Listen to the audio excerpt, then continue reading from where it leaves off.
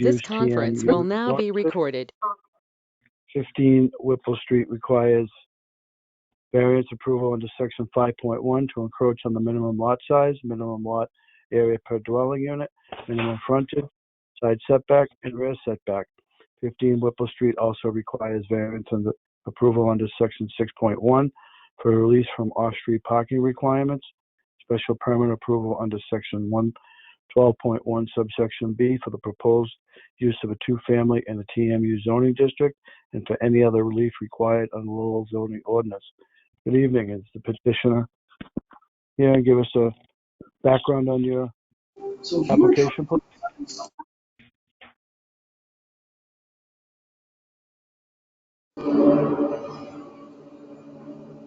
The mystery vessel appears to have multiple.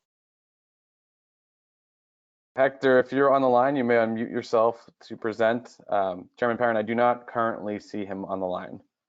So we could always move it to later in the agenda, and if you were able to join a different. Okay, well, let's move forward. Under continued business, ZB 2020-15 or special permit, Jose Ribeiro at 145, 147 Woburn Street, section 4.5.2, subsection 1. Jose Ribeiro is seeking special permit approval to legalize the use of a building that is operated as a three-family home. The building is in a traditional neighborhood two-family TTF zoning district and shares a lot with a detached single-family home. Legalizing the three-family requires special permit approval under section 4.5.2 subsection 1 to change or substantially extend an existing non-conforming use and for any other relief required under Lowell zoning ordinance. Is the petitioner on? Yes, he is. Good evening, Mr. Chairman. My name is John Geary. Mr. Chairman, members of the board. My name is John Geary, Geary and Geary, 32 Church Street, Lowell, Mass. I'm representing Jose and Maria Ribeiro, the applicants and owners of 145, 147 Woburn Street, who are also with us tonight remotely, I believe. And also with us tonight remotely is Peter Marlowe, who has consulted with the Ribeiros on this application and actually handled the initial filing of this application. As you all know, Peter has an excellent reputation as a builder and developer in the city of Lowell and is currently working on another significant project with the applicants that I'll make mention of a bit further into my presentation here. But as the chairman mentioned, we are here tonight requesting a special permit pursuant to 4.5.2 subsection 1 of the ordinance.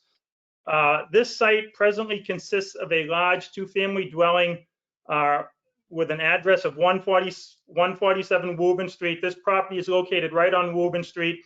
And then there's also a detached single-family home with an address of 145 Woburn Street to the rear of the property. My clients, the Ribeiros, reside as in 145 Woburn Street as their principal residence. The property is located within the TTF zoning district and consists of approximately 7,500 square feet of land. There's currently 8 off-street parking spaces servicing this property. We have submitted for the board's review a plot plan as well as floor plans with elevation photos of 147 Woburn Street. As I said, the applicant seeking a permit which would legalize the third floor unit. By way of background, my clients immigrated to the U.S. from Brazil back in 1980. They settled in Lowell and raised their 3 children there. This Woburn Street property was their first purchase of real estate and their first venture into investment real estate. When they purchased the property, they purchased the property from, it was a HUD property back in 2009. It was in disrepair and it was known as a place where extensive drug use was going on. Since their purchase, the Ribeiros have done significant renovations to both structures. The property is currently in great shape and well maintained. The Ribeiros have been renting the two-family dwelling since they purchased it. The Ribeiros also own 2 other properties in Lowell. They purchased the old site of the former site of the trailer hot dog stand at 26 South Street and invested several $100,000 to redevelop that property into what it is today, which is a restaurant on the first floor known as Romeo and Juliet's, and the upper 2 floors are residential units.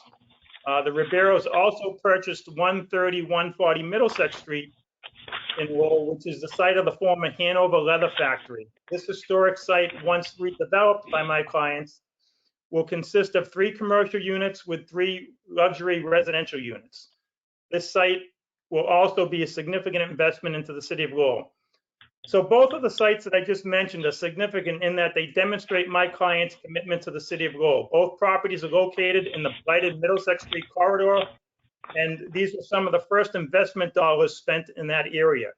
Mr. Marlowe handled the construction of both of these, handled the construction of 26 South Street, and is working on the redevelopment of the Middlesex Street site.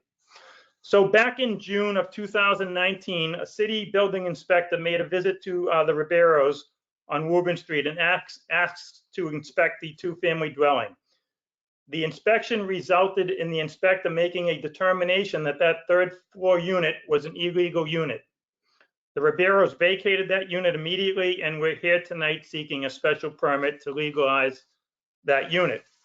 The criteria for a special permit, for issuance of the special permit, requires that this board make a determination that the change from a 3-unit dwelling, that is the 2 units, the 2-family and the detached single family to the rear of the property, and that the change from the 3-unit dwelling to a 4-unit dwelling is not substantially more detrimental than the existing use to the neighborhood. This property is a well-maintained property that complements the neighborhood. It provides clean, safe, market rate housing, additional tax revenue to the city of Lowell, and has adequate off-street parking.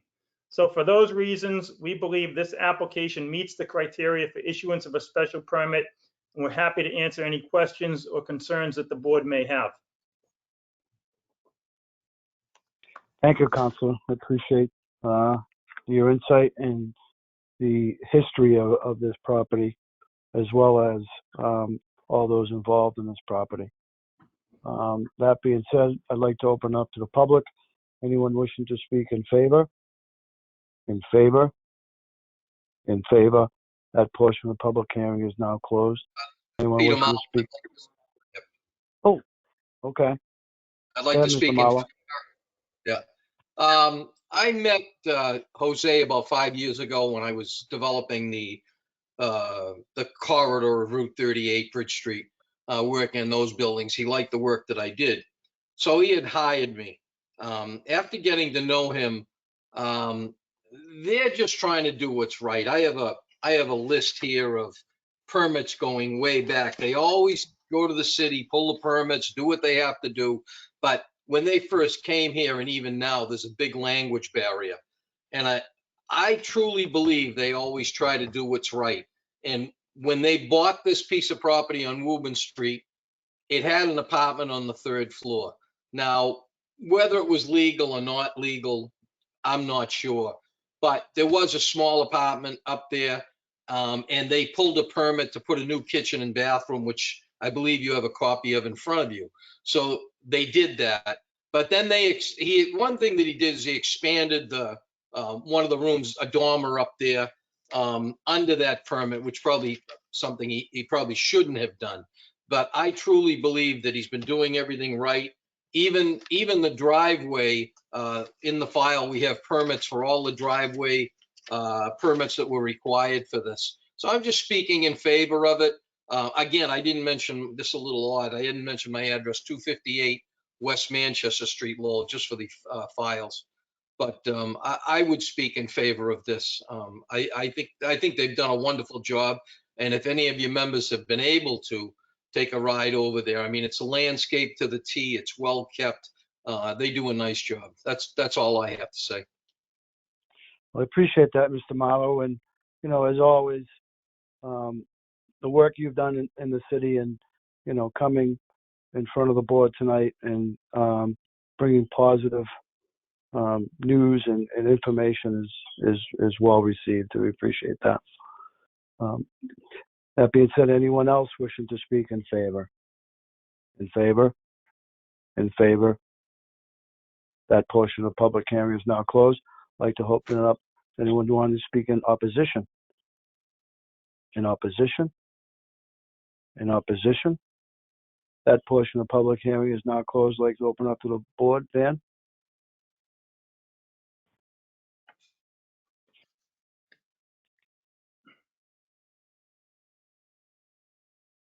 Vice Chairman Peck. Good evening, everyone. This is Van Peck. Thank you, Mr. Gary, for your narrative on the property. Mr. Chairman, I think to me this project makes sense. You know, I feel more comfortable that they're trying to do the right thing, and you know, maybe that their unit wasn't a legal unit when they bought it, but they're trying to go by the right process to make it a 3-unit building. So overall, I think, you know, he's working with a great builder, has done a lot of amazing projects, as you said, Mr. Chairman, throughout the city. So I don't see any real concerns. So I'll be voting in favor. Thank you, Mr. Chairman. Thank you, Van. Sean?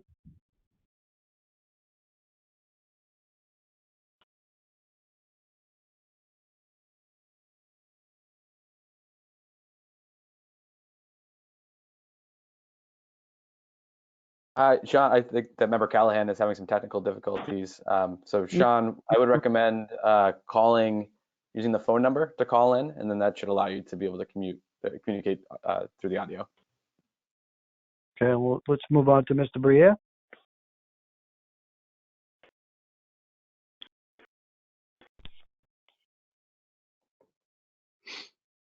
And I thank the applicant for his investment in Lowell. I also think he makes a very wise move, getting in business with a person like Peter Marlowe.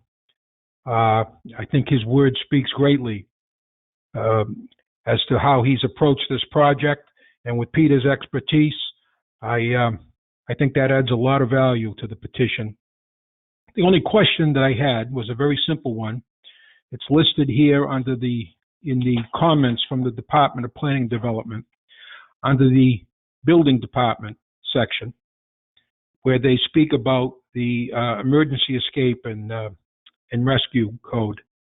So the property would be hardwired, smoke detector and carbon monoxide, and then we'd need interior exterior stairways for remote access, and perhaps sprinklers. Could you just speak to how you'd address that emergency egress situation? So, Peter, I think you can speak to that. The emergency egress is in place. There's a stairway off the back of the 3rd floor, off the back of the house leading up to the 3rd floor. The renovations did not rise to the level where a fire suppression system would be required. I don't believe the property does have smoke detectors and carbon monoxide detectors where they're supposed to be. Peter, can you add to that at all?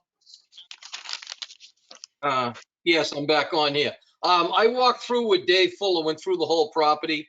The windows on everywhere the windows all meet egress. There is a set of stairs for egress to every unit. So there's 2 means of egress for each unit. As far as the smoke detectors, and I believe they're already hardwired. If not, that's something that's definitely acceptable with the carbon monoxide, but we do have them running throughout, and there is 2 means of egress. Sprinklers, I don't believe needs to be addressed because the building it's an existing structure. It isn't being gutted. If it was being totally gutted and remodeled, then anything over 2 units would be required to be sprinkled. Plus, it would be very difficult to sprinkle it. You'd have to just gut all the ceilings and walls to get that in there. So I think that would be a little bit challenging. John? Thank you. Chairman Perrin, I believe member Callahan now has the ability to speak again. Oh, Mr. Briere, does that answer your question? Yes, I believe that Mr. Marlowe's answered the question satisfactorily. The building is compliant without sprinklers as it stands today, correct? We believe so. Yeah, I believe so also. As a result, I'll support this petition. Thank you. Thank you, Mr. Briere. Mr. Callahan, welcome back. Thank you. Can everybody hear me now? Yes. Okay, great. Not sure what happened there, but thank you, Mr. Chairman. Sorry about the little technical glitch. I mean, listen, I understand. I agree. And I understand they're trying to do the right thing buy the property, but I'm a little confused about the layout on the floor plans. I'm trying to figure out, maybe Mr. Marlowe, you can run me through this, because the floor plans are a little confusing as far as the basement and the, where the stairways go to. It just kind of, I'm trying to figure out the egresses and whatnot, and I was a little confused as to how it's laid out. I mean, is there any way you can just try to go over it with me real quick? Because I'm like, Yes. it's kind of difficult to follow. Basically, if you go with the first 3 pages, I did not draw these. He had them drawn by somebody else. But when you go with the first 3 pages, the building stacks just as it is. The front being on the left. Okay, that's the basement plan. Mm-hmm.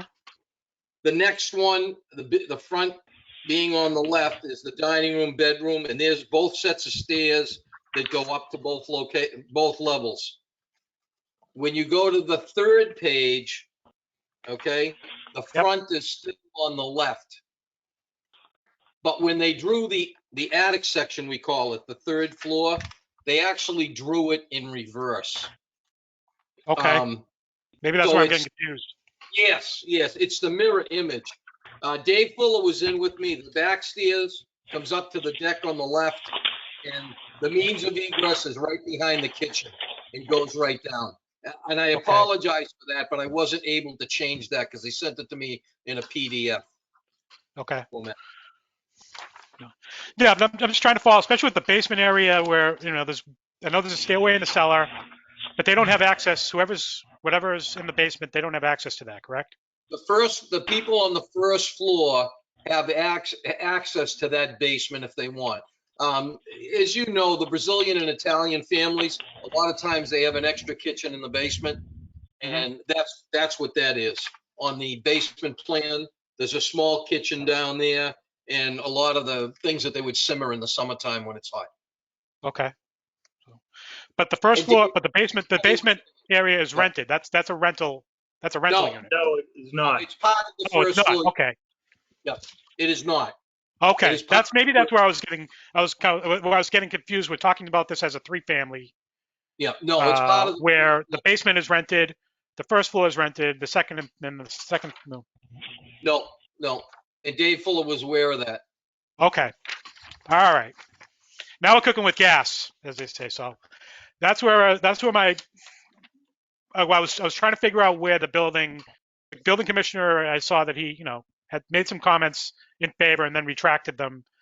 And when I was going through the floor plans, trying to figure out where the issue really was, I was on the assumption that the basement was an apartment in and of its own, and then the first and second floor were different units. So, okay. All right. Not at all. All The right. one that we're dealing with tonight is the attic. Got it. Okay. On 3rd floor. Yeah. All right. That was my real concerns, is trying to figure that out. Now it makes more sense now to know that basement unit is not in a separate apartment, that it's utilized for the first floor. So that makes total sense to me now. And I think that that would help me to be in agreement with this variance for the approval to extend this to a 2-family to a 3-family dwelling unit, and I'll be in favor of it. So thank you very much. Appreciate it. Thank you, Mr. Callahan. Thank you, Sean. And Mr. Marlowe, I do appreciate the the update on that mirror image on the drawings. That kind of does explain it all much clearly. Just as a matter of record, you will have Attorney Gary. You'll have a submittal for that change as part of a condition. Are you open to that? What change was that, Mr. Chairman? Just the drawing. How Mr. Marlowe mentioned it. It's a mirrored drawing. I think the only issue there, Mr. Chairman, was the 3rd floor is just. 3rd floor? Yeah, it's just all it is just it's shown in reverse of the other floors. Right. Is that correct? And so everything's there Mr. Chairman, as the unit exists. Okay. All right. That's fine. I appreciate that clarification. Okay, Council. Just for a point of notice, there are only 4 board members tonight, so you will have to have a 4-0 vote for approval. Otherwise, 1 nay is fatal. We wish to move forward for a vote. We do, Mr. Chairman. Okay. That being said, may I have a motion, Mr. Clerk? Thank you. This is Clerk Sean Callahan. 3, Mr. Chairman, I'd like to make a motion on ZB 2020-15 for 145, 147, 149 Westford Street for a special permit approval under section 4.5.21 to change or substantially extend the use of the 2-family dwelling to a 3-family dwelling unit. May I have a second? I'll second the motion, Mr. Chairman. Van Peck. Have a roll call. Chairman Perrin, Approved. Member Peck, Approved conditions. Member Callahan, Approved. Member Briere. Approval. So, Council, you have been approved. We wish you the best of luck over there with Mr. Ribeiro. Mr. Marlowe, we appreciate you taking the time to speak on behalf of this petition this evening. While we have Attorney Geary on, I'd like to move to go out of order for a practical matter and take the other petition up. Is that acceptable? Yes, it is. Okay. Yes. Let's move to, okay, thank you, Jerry. Let's move to ZB 2020-22 for a special permit. Attorney John Gary, care of Monte Castle LLC at 1180 Middlesex Street, section 4.5.2, subsection 1. Monte Castle LLC is seeking special permit approval from the zoning board to convert the existing 4-family building at 1180 Middlesex Street into a 6-family residence. The building is in traditional neighborhood 2-family TTF zoning district, requires a special permit approval under section 4.5.2, subsection 1, to extend a non-conforming use and for any other relief required of the local zoning ordinance. Good evening, Councilor. What's the background? Good evening, Mr. Chairman. Again, for the record, my name is John Gary, Gary and Gary, 32 Church Street, Lowell, Mass., representing Leo Montero, the principal of Monte Castle LLC, who is the applicant and owner of 1180 Middlesex Street. Leo is with us tonight remotely. I see him logged on here. The site, as you mentioned, Mr. Chairman, we are here tonight requesting a special permit pursuant to 4.5.2 subsection 1 of the ordinance in order to expand this property from 4 units to 6 units.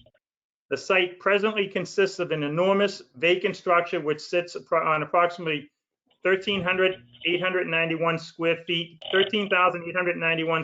of land in the traditional 2-family zoning district. The property is located on the corner of Middlesex and Canton Streets. And as I said, the property is vacant and has been in disrepair for years. We have submitted for the board to review a site plan, elevation and floor plans, a landscape plan, and a rendering of the property showing what the property will look like once the restoration and renovations are complete. I have also submitted exhibits which show the variety of homes in close proximity to this property.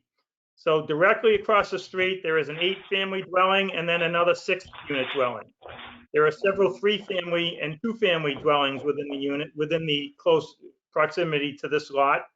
And there are also a few single-family homes scattered about. As you can see from the floor plans that we submitted, the structure easily handles the 6 units that we are proposing. It's an enormous structure. The units will range in size from 615 square feet to 1,586 square feet. The parking requirement for this project would require that the applicant provide 12 off-street parking spaces. The applicant currently has 11 spaces as shown on the site plan. The applicant is proposing to remove some shrubs along the Canton Street side of the property in order to provide for the 12th parking space. My client anticipates spending approximately $480,000 to bring this property back to life. This is a significant investment in the city during these unpredictable times. My client also owns a few other rental properties in Lowell and has an excellent reputation with the building department and his clients. So the criteria for issuance of the special permit, as we just went through in the last petition, requires that this board make a determination that the change from a 4-unit dwelling to a 6-unit dwelling is not substantially more detrimental than the existing use to the neighborhood. My client's renovation and restoration of this property is consistent with Sustainable Goal 2025 as well as the city's master plan. My client will be providing new, clean, safe, market rate housing, which is always in demand. The property will have a fire suppression system and will be de-leaded. And as I mentioned previously, the structure easily accommodates the 6 units. So for those reasons, we feel we meet the criteria for issuance of a special permit, and we're happy to answer any questions or concerns that the board may have. Thank you, Counselor. I appreciate that. That being said, I'd like to open it up to the public. Anyone wishing to speak in favor? In favor? In favor. I'd like to speak in favor. Oh, welcome. May you state your name and address for the record, please? Oh, it's thunder. Deb Rivet, 1164 Middlesex Street. I live opposite that house on Middlesex, but on Canton Street. And they're doing a wonderful job, and I totally for that project. Okay. We appreciate that we appreciate you coming and speaking in support. Thank you. Any other comments, ma'am? No, that's it. This is her husband, Doug Pellegrino, speaking. I've talked to Leo quite a few times, and I'm quite interested in how he's doing it. He's doing a fantastic job. It's a shame. And like his lawyer said, there's so much room in that house. It's a shame it's gone to waste this long. And it'd be great to bring it back up to prestige condition around our neighborhood. I think it's a wonderful idea. Well, thank you, sir. We appreciate your time. Okay. Thank you. Thank you for speaking tonight. That being said, any others wishing to speak in favor? In favor? In favor. That portion of public hearing is closed. Anyone wishing to speak in opposition? In opposition? In opposition? That portion of public hearing is now closed. I'd like to open it up to the board. Sean? Thank you, Mr. Chairman. This is Sean Callahan. Attorney Gary, thank you for the presentation. It was a great layout, nice presentation as always. I like the way that the units are set out on the floor plan renderings. I think the one question I did have, and it was brought up in Jared's, was it Jared or Fran? Yeah, Jared's memo was regarding the parking. I think you have the parking laid out, which includes stacked parking, but I believe Jared had proposed trying to lay out the parking differently. And I was wondering what your client's thoughts are with regards to that. So the issue with the parking layout that Jared suggested is it would require quite a bit of site work on the property. Right now, the Canton Street side of the property has that dropped curve, and that dropped curve essentially runs at least halfway up the street, and it's on both sides of the street. It's common to almost every property on the street. It's been functioning this way for years and years. There have not been any problems, and to incorporate Jared's parking design it might make the property, the redevelopment as a 6-unit property, unfeasible from a financial perspective. And I think, my client would be inclined, if he were only to be able to use this property as a 4-unit dwelling, he'd probably condominiumize it and sell it and move on. As a 6-family, it would be a portfolio property for him. He'd hang on to the property. And I think there's something to be said for having one owner of this property as opposed to 4 different owners with 4 different views. So, in conclusion, I think that the parking plan that Jared suggested would be difficult for my client to incorporate into his plan of the redevelopment of this property. Okay, thanks.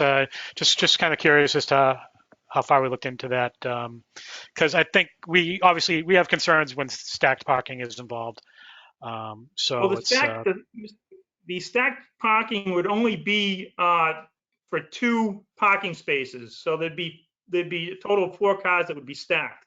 And those would be assigned to particular units. And we're happy to condition for that if necessary. you're reading my mind. That's where I'm going with council. That we're going to be I'll be asking for. If we're going to go with that, Yeah, we're going to ask for a condition that that's the the stacked intent parking anyway. be dedicated to individual units. So And then that would be the intent anyway. So we're happy to do that. okay. Yeah. That was the only questions I really had. Otherwise, I mean, yes, it was a great presentation. Laid out, it's the concept looks out laid out very, very well. It'd be good to see this property be redeveloped and put to good use. And with regards to that, as long as you're in compliance with that condition, I'm all for this. So I wish you the best of luck. Thank you. Thank you, Mr. Callahan. Thank you, Sean. Mark?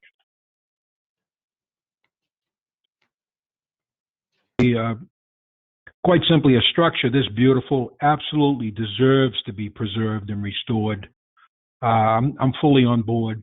I thank the applicant for his investment and really look forward to seeing this project come to fruition. I think it's just fantastic. Thank you. Thank you. Van. Thank you, Mr. Chairman. Through you, again, Mr. Gary, great narrative on the site and property. Like my colleagues, Mr. Chairman, I do agree. This is a good project. Like Mr. Gary said, kind of bring this property back to life, restore its value. I did just have a question in terms of the parking and the parking layout. I know, Mr. Gary, you noted that there's 11 spots on the plan, and then there was plans to take down shrubbery or do some landscaping to make a 12th spot. Is that something is that something finalized, or is it just more of just an idea right now? No, that's what we need to do. That's what we will. My client is committing to doing that. So that Okay. can also be a condition. That'd be perfect. So that'd be 12 spots for the site. Like I said, Mr. Chairman, I think this is a great site, great project. Just bring this property back to life. So I'm in support of that, Mr. Chairman. Once the renovation is complete, it will look very similar to the property directly across the street, which is majestic. Yeah, it's a great house. It looks amazing. I totally agree. It's just a great historical home. So those are my comments, Mr. Chairman. Thank you, sir. Great, thank you. I too agree with my colleagues and Councilor Gary. This property, quite frankly, is a staple of that part of the city and the section of the city in the Highlands. It's a beautiful structure. It has historical value to it, dating back many decades. The current architecture to it is stunning, and to Councilor Gary's point, if we're going to be assimilating what was done across the street, this is a valued benefit for the entire city and an upgrade to the neighborhood. And again, Councilor, it's much appreciated with the outline and your narrative, and Monty Castle taking the initiative to redevelop this property. Says a great fare for that corporation's commitment to the city, and it's well appreciated. Councilor, it's 2 conditions, I believe, Mr. Clerk. I had the one for the stacked parking. Did we have something in addition to that? To create the 12 parking space? Yeah, the 12 spot. That's the only thing I had, Mr. Chairman. A landscaping plan, right? You agree, Councilor? But the landscaping plan is was part of the submittal. I think the second condition, if I'm not mistaken, Mr. Peck, is the to commit to creating the 12th parking spot. Oh, okay. Yeah. Yes, it was, Mr. Chairman. So it's two conditions, Counselor? Yes, correct. Okay. So we're clear, just stacked parking spaces must each be dedicated to individual units, and work with DPD on the 12 parking spots, reconfiguring 12 parking spots. Yes. Well, add the 12th park. Yes, reconfigure the parking on the Canton Street side so that there's an additional parking space. Yep. Okay. So those are the two agreed upon conditions. That being said, may I have a motion?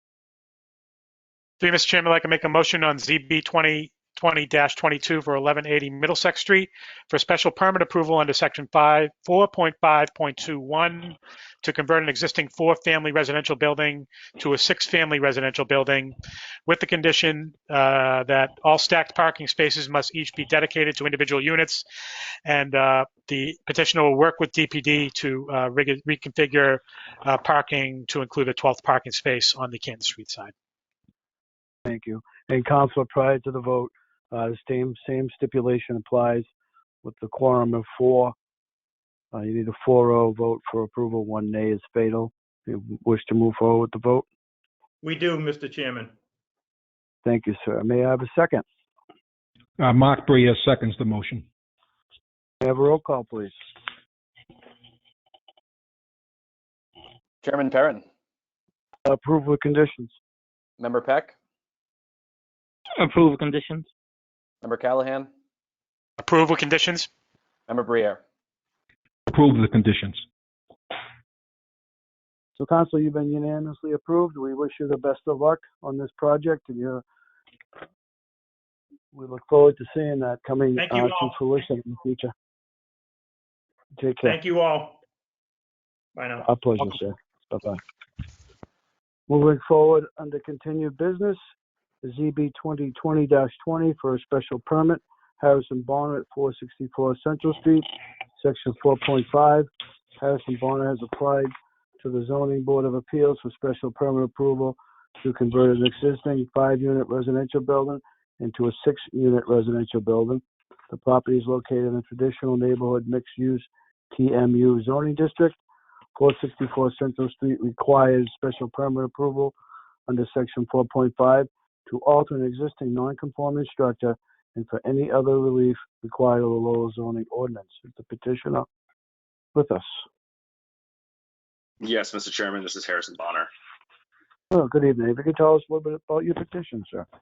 Good evening. For the record, this is Harrison Bonner of 18 Station Street in Quincy. Around middle of last year, this was approximately 9 months ago, I purchased 464 Central Street with my business partner as a property to redevelop. We are owners and managers, and I'm also a licensed contractor of a redevelopment company in the Boston area. So we have a few projects closer to Boston, as well as this particular property in Lowell.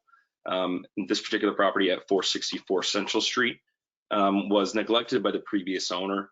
There was some severe structural concerns with the property, which is kind of precisely why we bought it. Being a licensed contractor and managing a construction company, we look for property that we can get into and renovate and add to value and ultimately improve at the end of the day. So this property was an existing 5-family. We were told by the previous owners that it had been converted from a 6-family to a 5-family. The way they did this was by opening up essentially a doorway between 2 units on the first floor to make a larger unit for the family that was living there at the time. I believe the owner's family was living there. And I believe that was in 2011. That was the last time that permits were pulled for the property. So they converted it from a 6-family to a 5-family, and then kept the 4 other units above it. And our desire when we purchased the property was to hopefully petition the board here tonight to convert the property back to a 6-family. We currently have permits in place and have been working on the property as a 5-family. We wanted to get the structural concerns addressed right away, which we've been working on, as well as updating some of the electrical and plumbing systems along the way. So at the end of the day, the property, whether it stays as a 5-family or with the board's permission, we can convert to a 6-family. The building will have an all-new electrical system. It will have all hardwired smoke detectors, a new fire alarm system, as well as a hard pipe sprinkler system with a 2-inch dedicated fire suppression line. And so we're currently working on it as a 5, and at this point, we are kind of at this meeting is kind of at a perfect time where we are right at the point of whether we stay as a 5 or go to a 6. We can kind of continue with work if we if we're not allowed to convert to a 6, or if we are allowed to convert to a 6, we have everything in place to kind of get that going, and then I'll amend everything with the building department from there. Sorry, I'm gonna pull up some of the comments here. There was some comments from the board about parking. There is a paved spot there's a paved area at the rear of the property that does not have marked spaces for parking, but I've had a bunch of cars back there, and there's room for approximately 5 to 6 cars, and that paved area takes up really the entire remaining lot space that's behind the building. And in our petition, we don't petition to change the footprint of the building at all. Really, our thoughts were just to close in that doorway that was opened by the previous owners, and then add in a kitchen and a bathroom back into. We were told they were in these specific rooms of that other side of the building, if you will. So our goal is to essentially give it another kitchen and a bathroom, and then reconfigure it to make it a more livable apartment, and then have 6 livable apartments in that building instead of the 5 that it currently has. Well, thank you. We appreciate that outline and backstory, as well as your credentials. And that being said, I'd like to open up to the public. Anyone wishing to speak in favor? In favor? In favor? That portion of public hearing is now closed. Anyone wishing to speak in opposition? In opposition? In opposition? That portion of the public hearing is now closed. I'd like to open it up to the board. Sean? Thank you, through you, Mr. Chairman. Sean Callahan. I got a question for Jared. Jared, we listed this as a special permit for the change for the conversion, but I noted on Fran's memo she notes several different nonconformities with regards to variances that would be we'd probably have to grant relief for if we grant the special permit. Is that correct?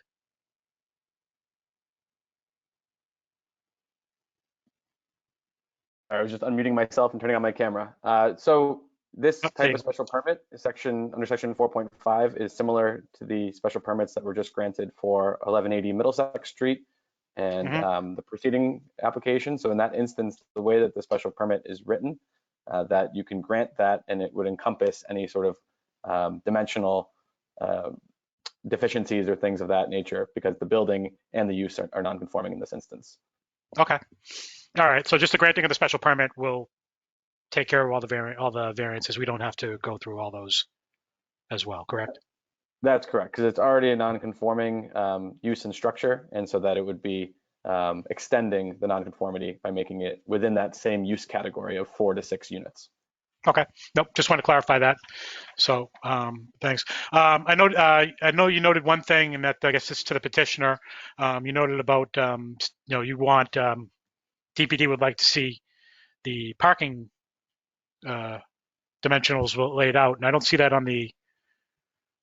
laid out on the plot plan. So to the petitioner, is there any ways you can set forth how the parking is it? Well, first of all, is it going to be this parking planned, I presumed, right? Yes, the current there's one current tenant in the building, and then under the previous owner, they were just kind of using that space to park as they could, or as they wanted. But I can certainly have the surveyor mark some proposed dedicated parking that could be marked in the paved area, so that we could specify exactly exactly where cars are allowed to park, and then so we're in turnaround space as well. Okay. No, just want to make sure. So we'll probably ask a condition that new plot plan be submitted to DPD for their approval with dedicated parking spaces listed out. So that you're in compliance with the parking portion of that as well. So other than that, I mean, this makes sense to me. It's it's a nice layout for the way that the units are laid out. Seems to make sense that this could work as a six unit building, and as long as you're in agreement with the condition and the new plot plan is provided with the parking, I would be in agreement with that condition. So, all right. Thank you, Mr. Chairman. Thank you, Sean. Mark? Mark Bria speaking. I like the project. I just want to begin by saying that, but I have a question for Jared, our senior planner. Jared, I'm referring to the comments in the memorandum, and from the Transportation Department. How do you respond to the question that's posed as to whether we can even ask for more parking with this additional unit? Since the unit existed before, are they grandfathered in, as the question poses? Is this an issue at all for us to consider? So we do not have a provision in our ordinance that would grandfather the sixth unit and the parking requirement for the sixth unit. The special permit does not require them to provide the parking that would be necessary under the zoning code today.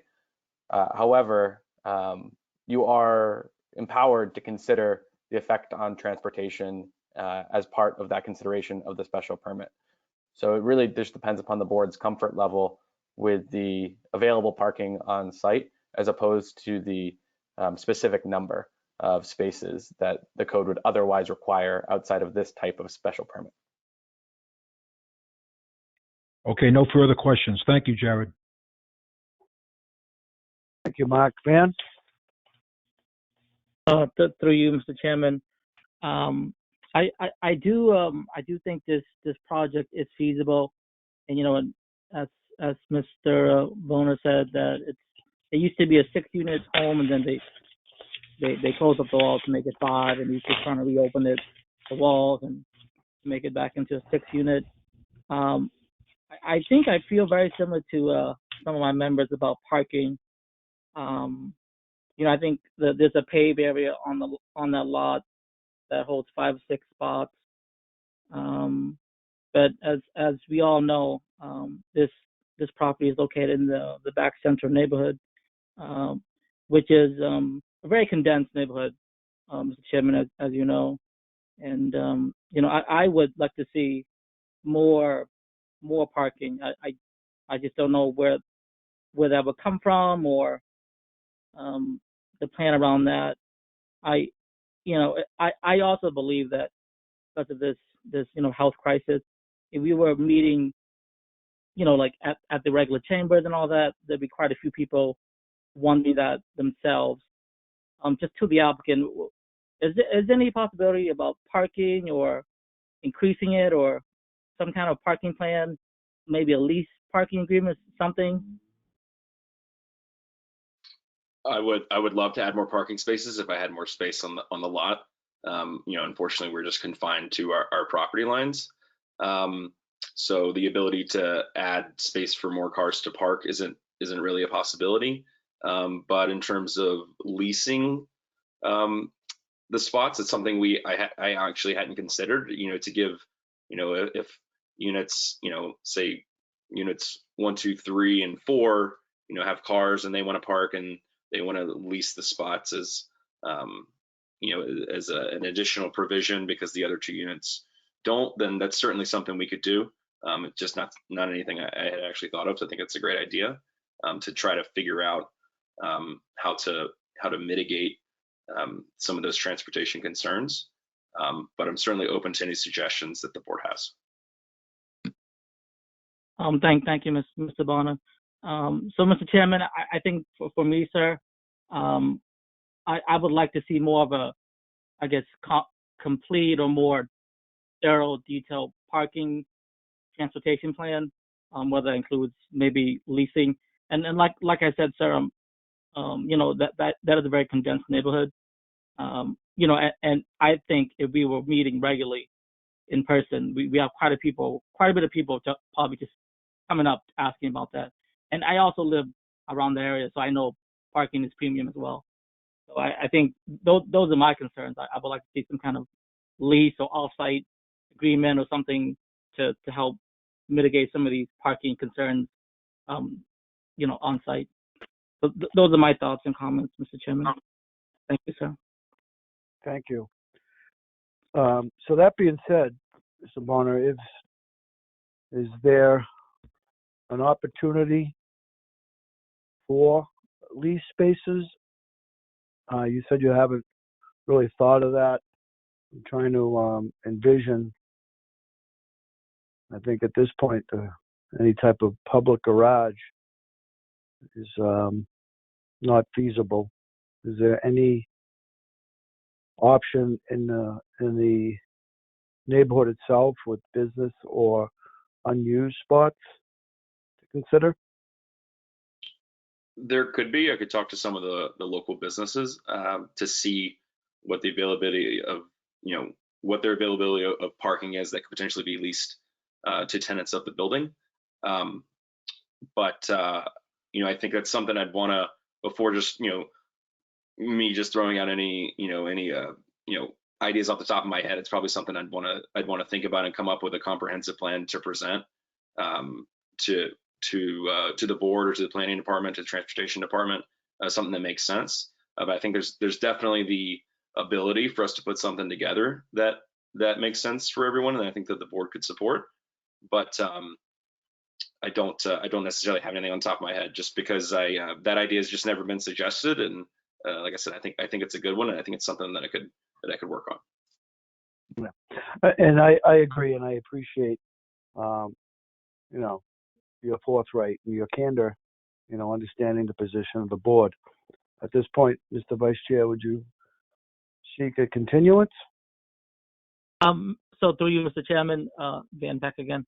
I actually would like the idea of a continuance, if that's all right with Mr. Bonner, to come up with a more complete parking layout, parking plan with another option to lease, from 3 to 4 or 5 spots off site, to relieve any parking concerns that's limited on site.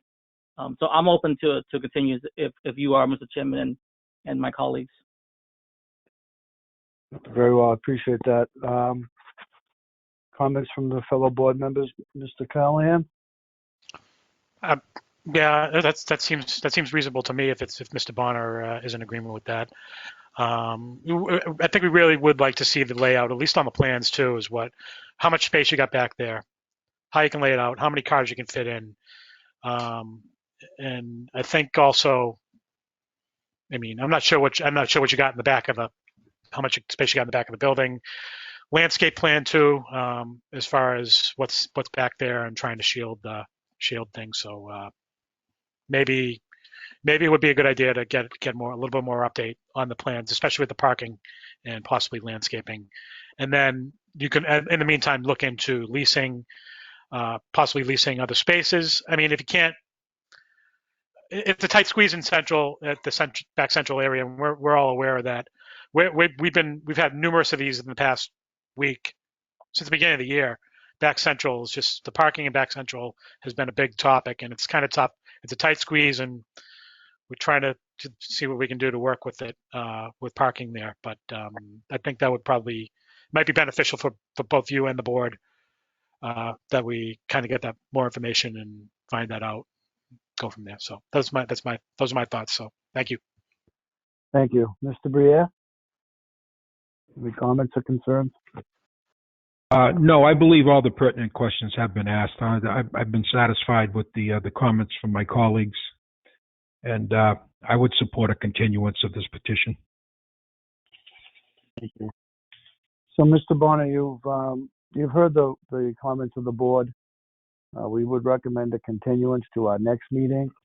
That'll allow us to get a better parking plan and just to provide solace to you, the board, and the community that, you know, due diligence was in order to seek lease spots somewhere. And it does provide us to, you know, show the community and the public we are doing what we're required to do, and look at every avenue and every aspect. So if you're open to a continuance, we can move forward to that. Yes, thank you for all of the feedback and comments. I am open to a continuance. I just have a couple of quick questions. What is the date of the next hearing? Jared, could you provide us that date? Absolutely. So the next hearing is on Thursday, May 28th. The following hearing after that is Monday, June 8th. Great, thanks, Jared. So I will work with the surveyor to get some parking lines on the survey that shows potentially where they could be marked for dedicated parking spaces. And then as far as the landscaping plan that's available, it's really all pavement. The entire lot is pavement. And there's a fence that borders really all three sides. I'm not sure exactly where the fence lies on the property lines, but there's really no availability for any greenscaping or anything, including in the front. It's all pavement. So I'd love to add some trees, but just with the way it is, unfortunately, I can't. But the parking plan, I can definitely put together a comprehensive plan to submit to Jared. And then Jared, when would I need, if I get that to you within the next 2 weeks, is that sufficient enough time to be reviewed prior to the May 28th meeting?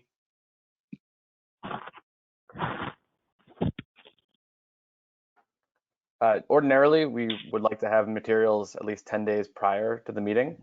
So it might be worthwhile continuing it to the June 8th meeting, just to give you enough time to get those materials together and give time for the board and others to review them. Yeah, we would appreciate it.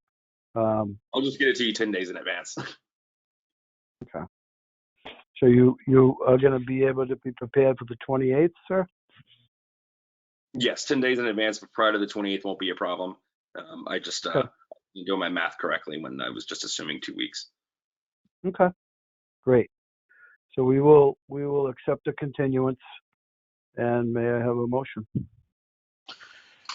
Through you, Mr. Chairman, this is Clerk Sean Callahan. I'd like to make a motion on ZB 2020-20 for 464 Central Street to continue the public hearing of this matter to Thursday, May 28th, 2020. May I have a second? This is Van Peck. I'm seconding the motion, Mr. Chairman. We have a roll call. Chairman Perrin? Continue to May 28th, 2020. Member Peck? Approve continuance to May 28th. Member Callahan? Approve continuance to May 28th, 2020. Member Briere? Approve continuance. So you've been continued to May 28th. If you could provide an update to DPD, we'd greatly appreciate it, and we appreciate you participating in tonight's hearing. Will do. Thank you very much for allowing me to present. Thank you. Good plan. Take care. Moving forward under ZB 2020-21 for variances, Catherine Flood, care of Emerson 100 Real Estate, LLC, at 246.1 Market Street, Section 6.1.4 and 9.2.5, subsection 3. Emerson 100 Real Estate, LLC, is seeking special permit variance approval to convert the former mill building at 246.1 Market Street into residence. The building is the downtown mixed-use DMU zoning district and requires special permit approval under Section 8.1 to convert the building into 29 residential units.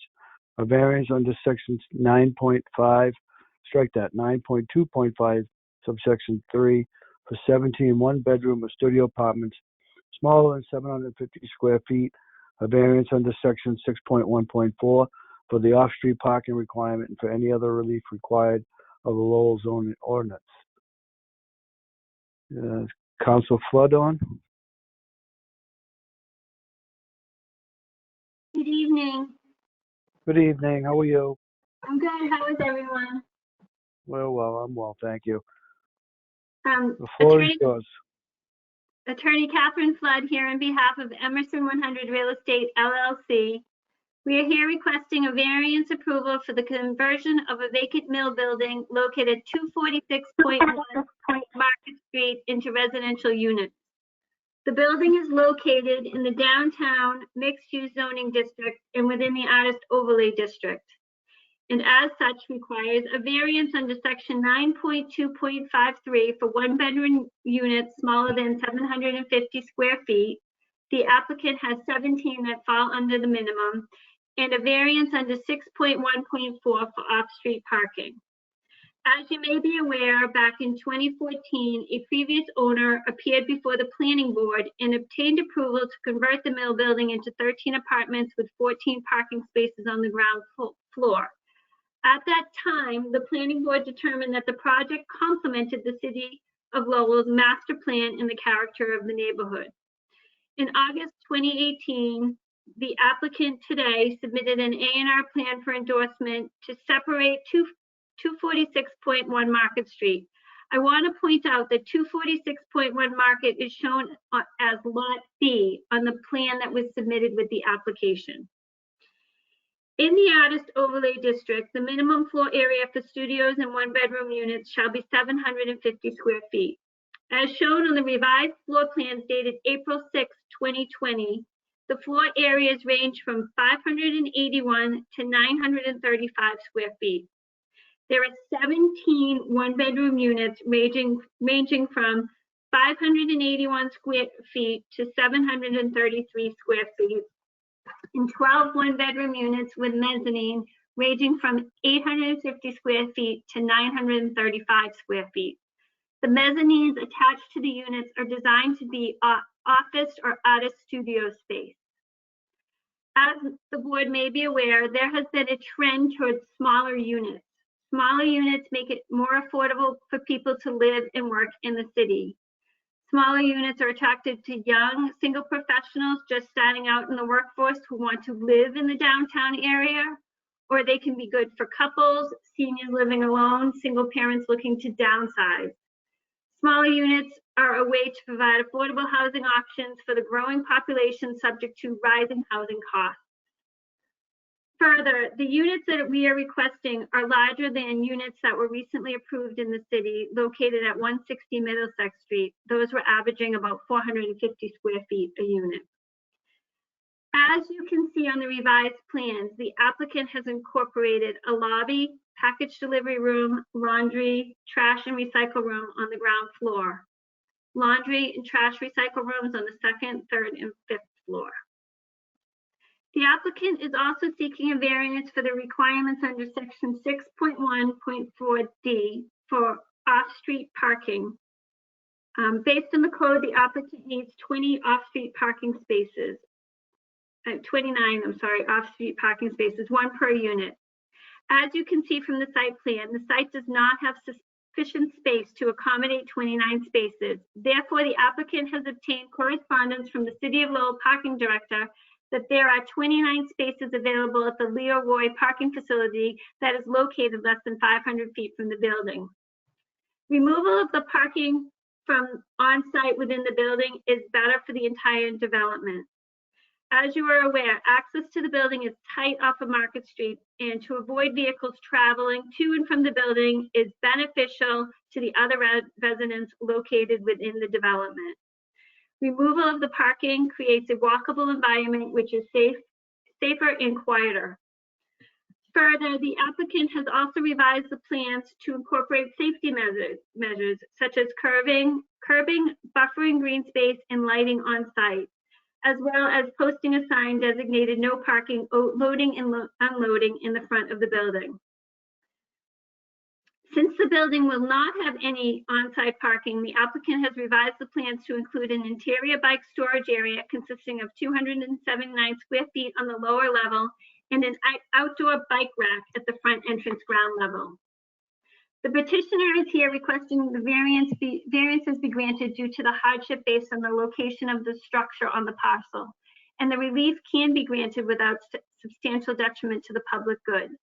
As you are probably aware, we will need to appear before the planning board to obtain a special permit under section 8.1 to convert the historic mill building into residences. Here with us tonight also is the architect, and they would like to discuss the changes made to the plan and what we propose. Is it possible for them to take over? Yes, please. Thank you, Council. Thank you. Martin? And Catherine, this is Jared Alves with DPD. Could you just give me the names again of the architect and who wants to have screen share, and I can give them presenting privileges. Yes, they would like to show the plans that were altered also. So it's I. Kurakawa and Martin Bat. Actually, it would be attendee 39, actually. Martin, not, let me see. It wouldn't be you, Martin. I see you listed. I don't see attendee 39.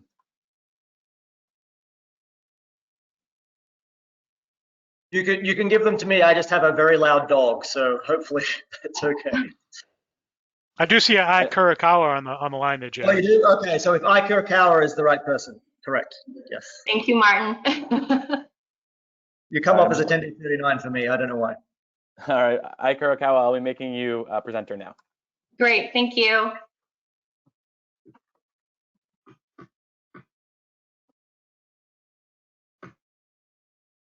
Sharing my screen.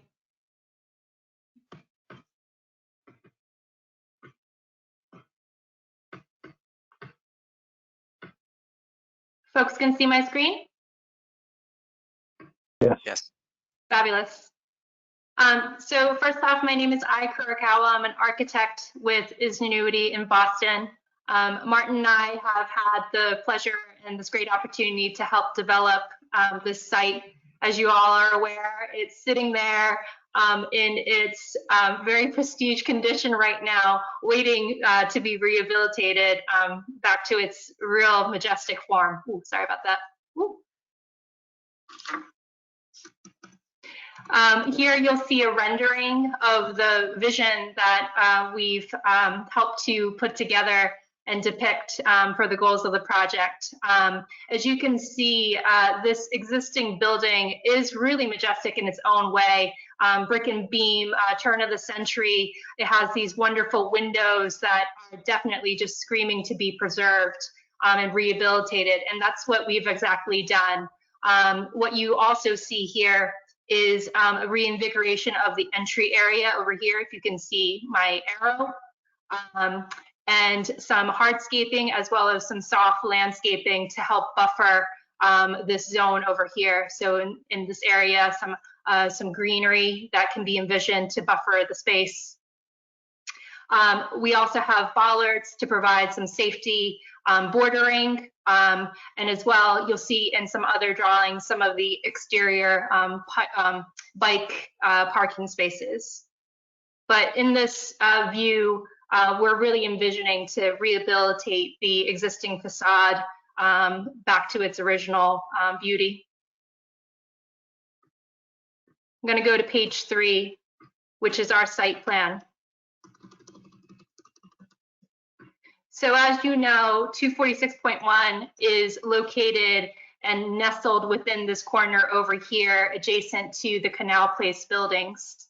It's set back a little bit from the inside corner, but as you've heard before, it's a little bit congested from this little interior pathway over here. But we have the opportunity to provide some nice buffering of hardscape and landscaping over here. Something to note too, and you'll see it in the other floor plans, is the side alleyway space over here. There is a slope to the existing area. If this is flat over here, the site goes back down, and this is much lower. So we have the opportunity to provide a path over here that is a sloped walkway with a handrail, as well as a stair space. And that'll become a reference point later on when we go to the floor plans. And as you just heard, there is adjacent parking facility over here about 500 feet away. I'm going to move into some exterior elevations, which are just flat on building images, as if you were standing right in front of the facades of the building. So this is the front entry area, again, just with the focus on preserving and rehabilitating the wonderful fenestration that exists on the building today. And then this is that revised entry area where we provide a canopy and some new doors to enter into the building. This is the rear elevation, the back of the building, and then you can see over here the grade difference, the stair and the sloped area. So you can see the difference between the grade on the other side and then what's lower over here. On the back elevation, just wanted to note that we are adding several windows to the building elevation, 9 new windows in total, but again, within that style that's reminiscent of this particular area and fits well within the facade design. The side elevation over here is adjacent to the other canal space. There is the grade over here where, again, the canopy and entrance areaway, and then the railed walkway into a side door. The existing building facade doesn't really have a lot of fenestration on this particular elevation over here. There is an existing door that's located up high up here, but that is within a new dwelling unit. So, one of the ideas was to brick it up to match the existing facade.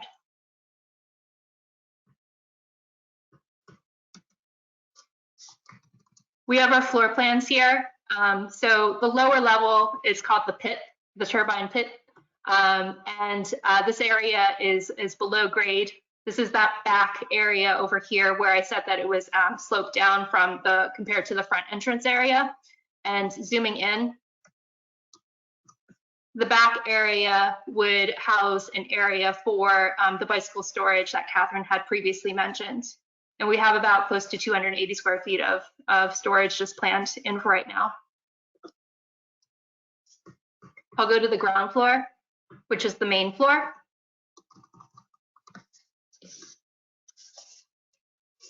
So starting from the front entry of the area, diagrams of the existing landscaping and buffer space.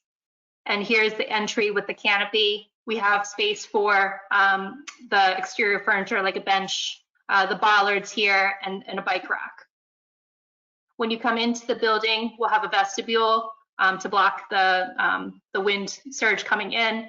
And we've addressed some of the comments that were provided regarding support spaces, the common area support spaces, and I'll zoom in a little bit so that we can look at together.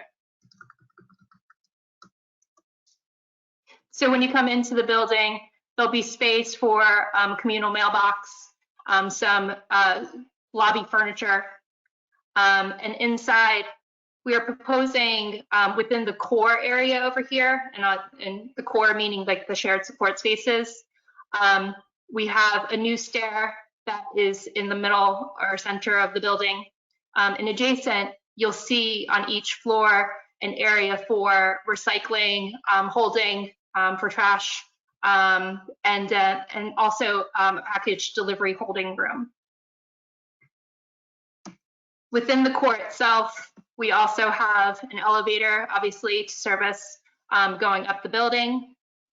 We have spaces allocated for various engineering infrastructure rooms, elevator, machine closet, electrical, data cable, what have you.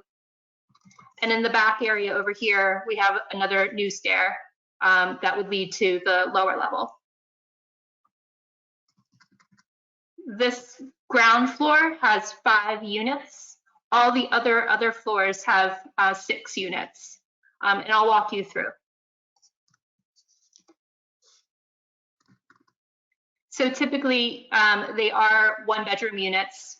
On this ground floor, you come in, there is a bathroom, closet, we're showing with the sliding door, the bedroom area with the ability to move a partition across.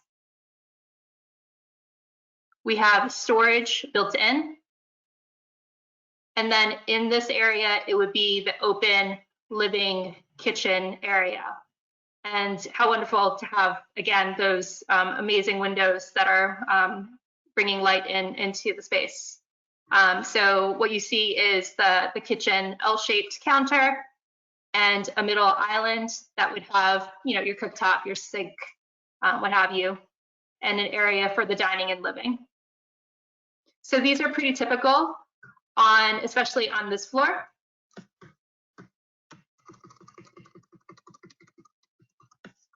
Just wanted to note, the square footages that you see in the center of space, this is not the whole entire box, the rectangle shape that you see here.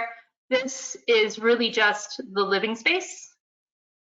And then there are separate square footages for the bathroom and storage. So if you add those up, or if you take the area of the whole entire rectangle, it'll be obviously bigger than the 551 square feet. So I just wanted to be clear in how you read the square footages.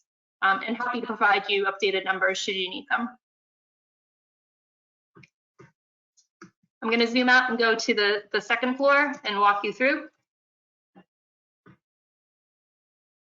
Second floor, again, pretty typical.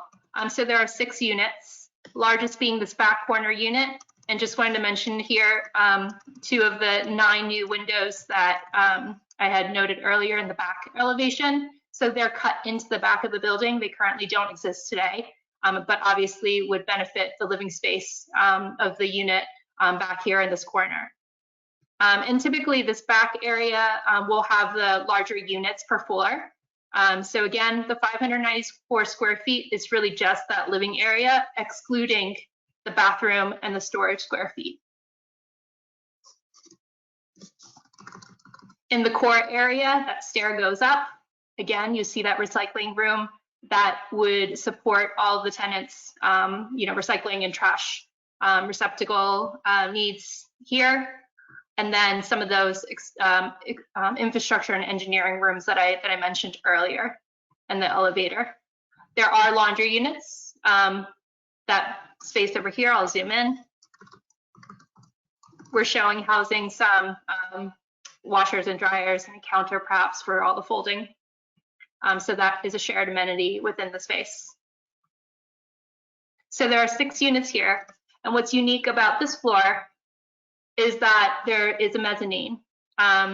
So this has the ability to have a stair that runs up and an artist, basically a loft studio space up above in each of these conditions. So the square footage shown in blue, that 254 to 268 square feet along this line over here, that can be added to the living area for the area downstairs below. Another wonderful thing that can happen on these floors is that, back onto the second floor, we have the ability to, potentially tuck in some extra storage underneath that stairway, so you can really capture that as a usable space for storage needs. I'm going to move up to the third floor, which is a typical floor plan. Again, larger unit in that corner, just because we can capitalize that nice little nook, provide some new windows to bring some light in. And the arrangement is very similar: laundry, recycling trash, the stair, the elevator, and then the living units. Fourth floor is pretty identical. And then the 5th floor is the last floor, which also has a mezzanine level too. So this apartment over here in the back corner is a fairly large unit. And again, it has the benefit of the upstairs loft space. And I'll show you that floor plan in a second. So 6 units over here. Again, recycling, storage, laundry, and the infrastructure spaces, with the benefit of the additional office artist studio space upstairs. And then we have the roof.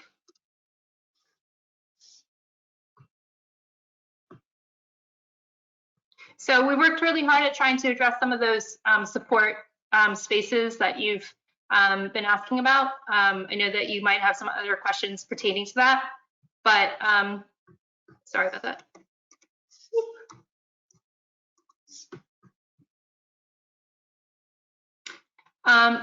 Martin, is there anything else that we should add in terms of the architectural floor plans or site? No, I think you captured it very well. I think the thing that is sort of unique about this scheme is that it actually takes the historic nature of the building and the windows and the structure, and it by arranging the units the way we have and creating the core spaces the way we have, we really tried to maintain the integrity of the building, so that those loft spaces have obviously large double height windows in their living rooms because their living rooms are double height. So we tried to be minimally invasive with the exterior of the building by really looking at its assets and trying to make the most of it. So I think that was certainly one criteria. And then the idea that creating sort of artist lofts and those kind of spaces just seem to fit really well within the pro forma of the type of thing that would be desirable for a development like this. So. Oh, one other piece that maybe we should mention is the side area over here that we're able to capture. So having that sloped pathway that I had mentioned, the walk over here as well as the stair, we're proposing to cut in a building entrance onto the side that is definitely more private, and that could be utilized for the ins and outs of anything from packages to taking out trash. But I know that the owners wanted to talk a little bit about more of the operations on that. So there is a grand entryway, if you will, to get into the building, as well as the 2 other apertures, the side and then obviously the back for the second means.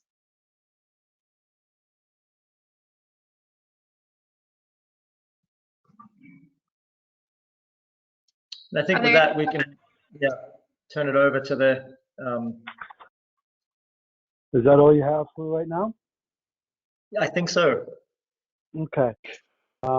Councilor Flood, are you on? Yes. Just as a point of notice, so you're aware, quorum tonight is 4 board members. Yeah. In order for an approval, you'd have to go 4-0. 1 nay vote is fatal. Just wanted to make you aware of that. Did you want to move forward with a vote this evening?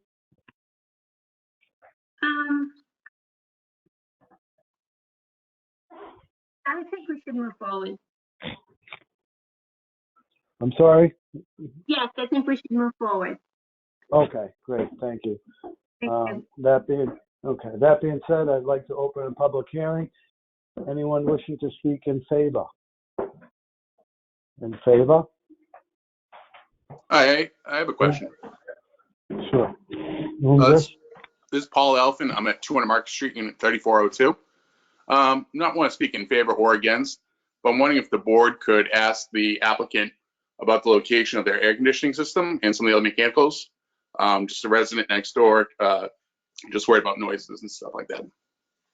Thank you. Okay, thank you. Should we respond in real time? Yes. Yes, okay. if you could. Brian, you want to take that, or do you want me to? I would love to. Hi, I'm Brian Monahan. My apologies for my notation on my screen there. It's a carryover from work today. My apologies. Really what we wanted to do is maintain the integrity of the roof. We understand that it would be problematic for anyone, especially if I was living up top there, I wouldn't want to see equipment either. So our strategy really is to utilize the space within the building to embed that sort of equipment down on the lowest level for outdoor air makeup to provide ventilation to the building.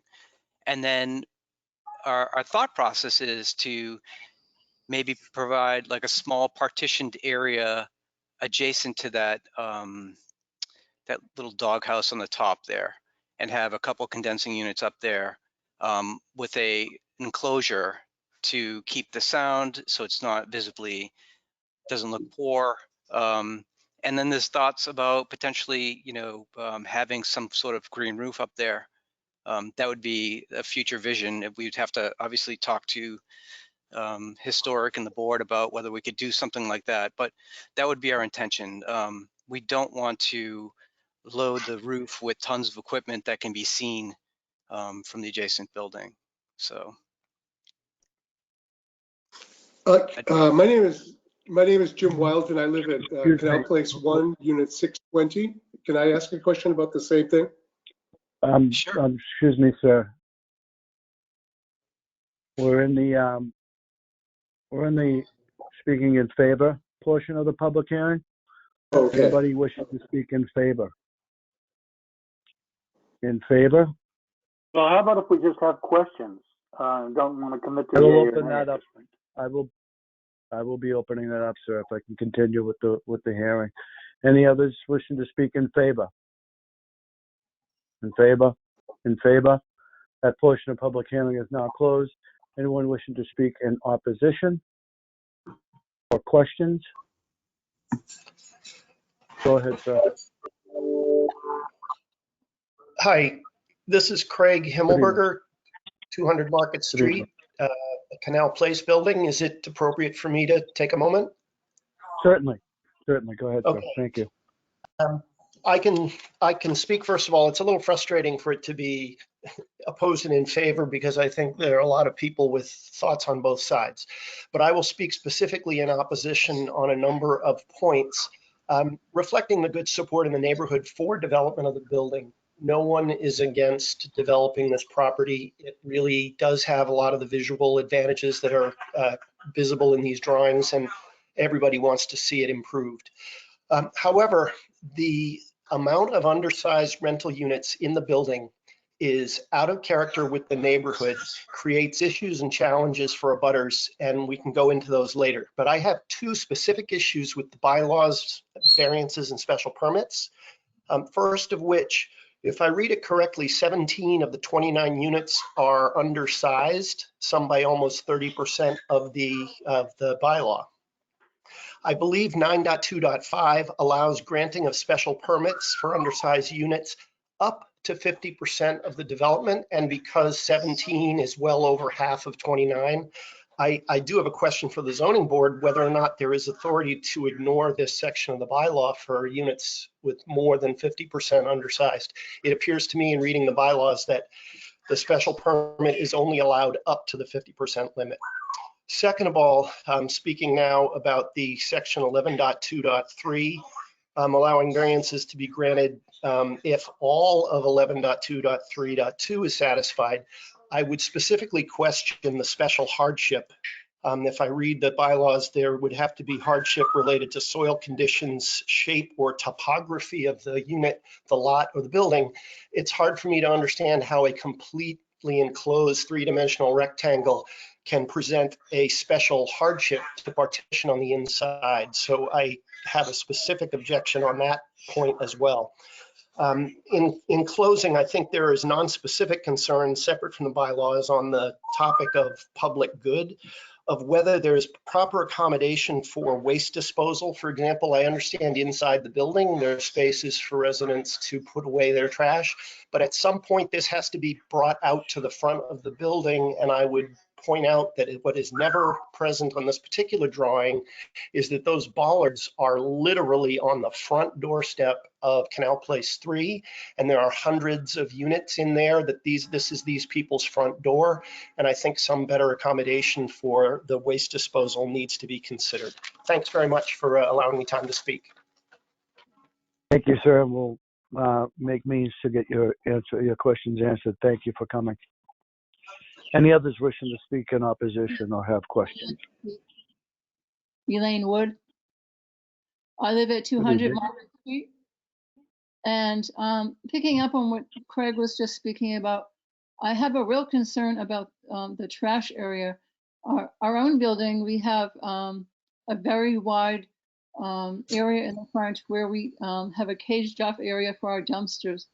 And we have problems with 119 units, even having enough room to put our waste out without having it overflow. I cannot imagine adding 29 more people's trash, but putting it in the back here would cause a possible health problem. We have the rodent population in the past year has gone up, and this I think would add to that problem. What we don't see in this drawing here is there's a whole nother building that's Canal 3, which is to the right. It is very dense, and although we'd love to see this beautified, myself, more than 10 years would be outrageous to say have that many people. Also, I have an issue with you're saying there's a sign to no parking or unloading. What about people receiving packages? What about people moving? There's going to be vehicles for people in that building, and Canal 1 requires all residents to use the back door, which is adjacent to this, for all deliveries. This isn't even the size of a regular city street. It is very narrow way. I don't know the square footage back there, but it is the pictures do not reflect how small an area we're talking about. And we have children and elderly in both of the two buildings. And I see this as a very risky thing to put more people, because there will be more vehicles, whether they're allowed, they're not allowed by on the premises to park. There are going to be deliveries, there are going to be moves, and there isn't enough room for this. And it's also used as a throughway for people cutting in through Market Street. And we have people going through this area that don't live here. We have a lot of traffic issues here. We have trash issues. The original 13 unit sounded good. Now it sounds to me like a complete nightmare. And I'll be quiet now and let other people talk. Could I speak, please? Thank you, ma'am. Any others wishing to speak in opposition? Yes, ma'am. Could you state your name and address for the record? Sure. My name is Mary Hart. I live at Unit 206 in Canal Place 1. I'm writing to express my objections to granting variances for development of the parcel adjacent to Canal 1 in Lowell. In our 7 years living downtown, my husband and I live here in our unit. We have seen various changes and improvements, and this is encouraging. We are committed to downtown Lowell.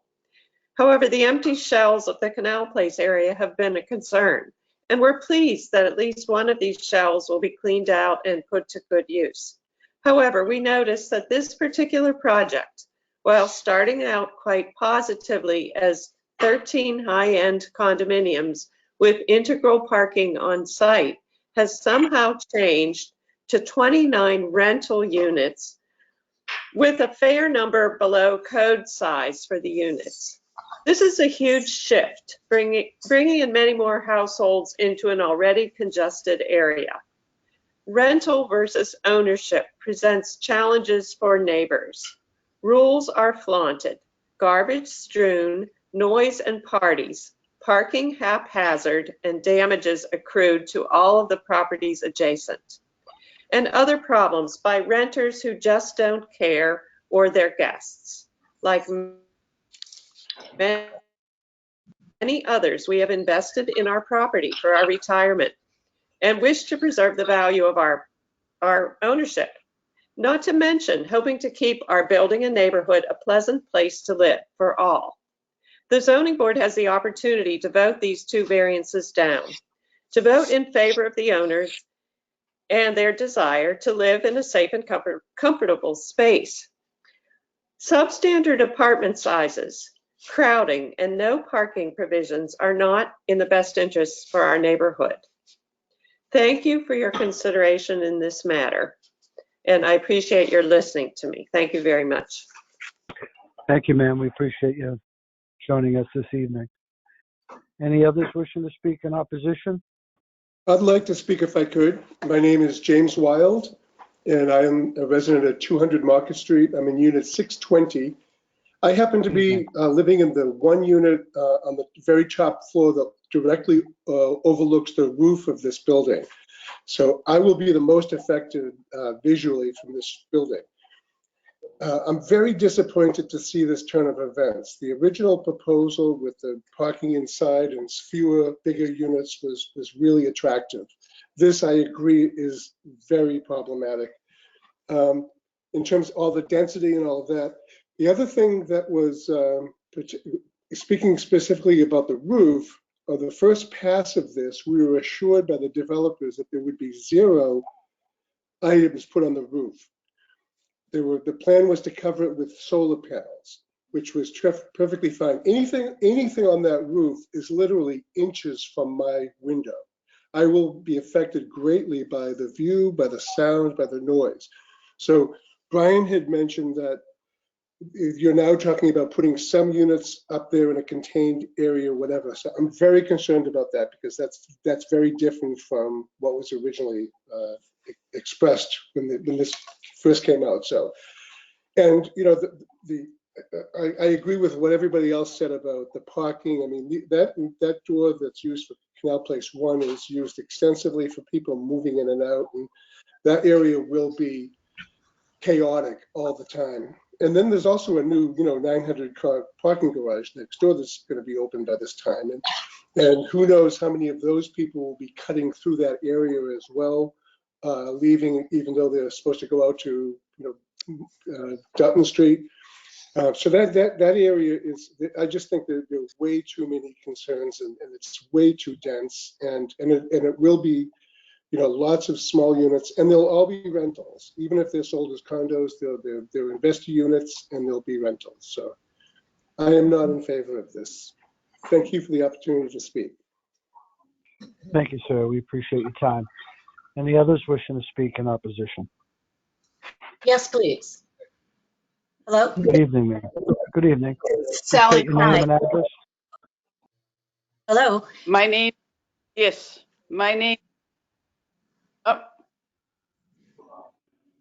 Who you're calling on? Well, why don't we Sue start with Beaton, Sally and then we can 309 do Market Connie Street. afterwards. I'll be short. Go ahead. Go ahead, ma'am. Okay. Let's do Suzanne first, and I then just want Sally, to then support Connie. everything Mary Hart and Jim Wild just said.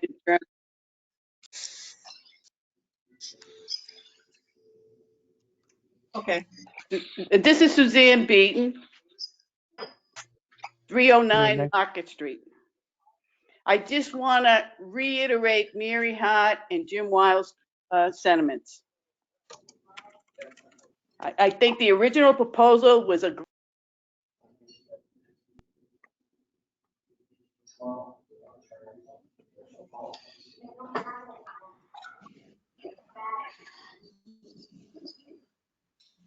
Okay, I think we can now go to Sally. Hello?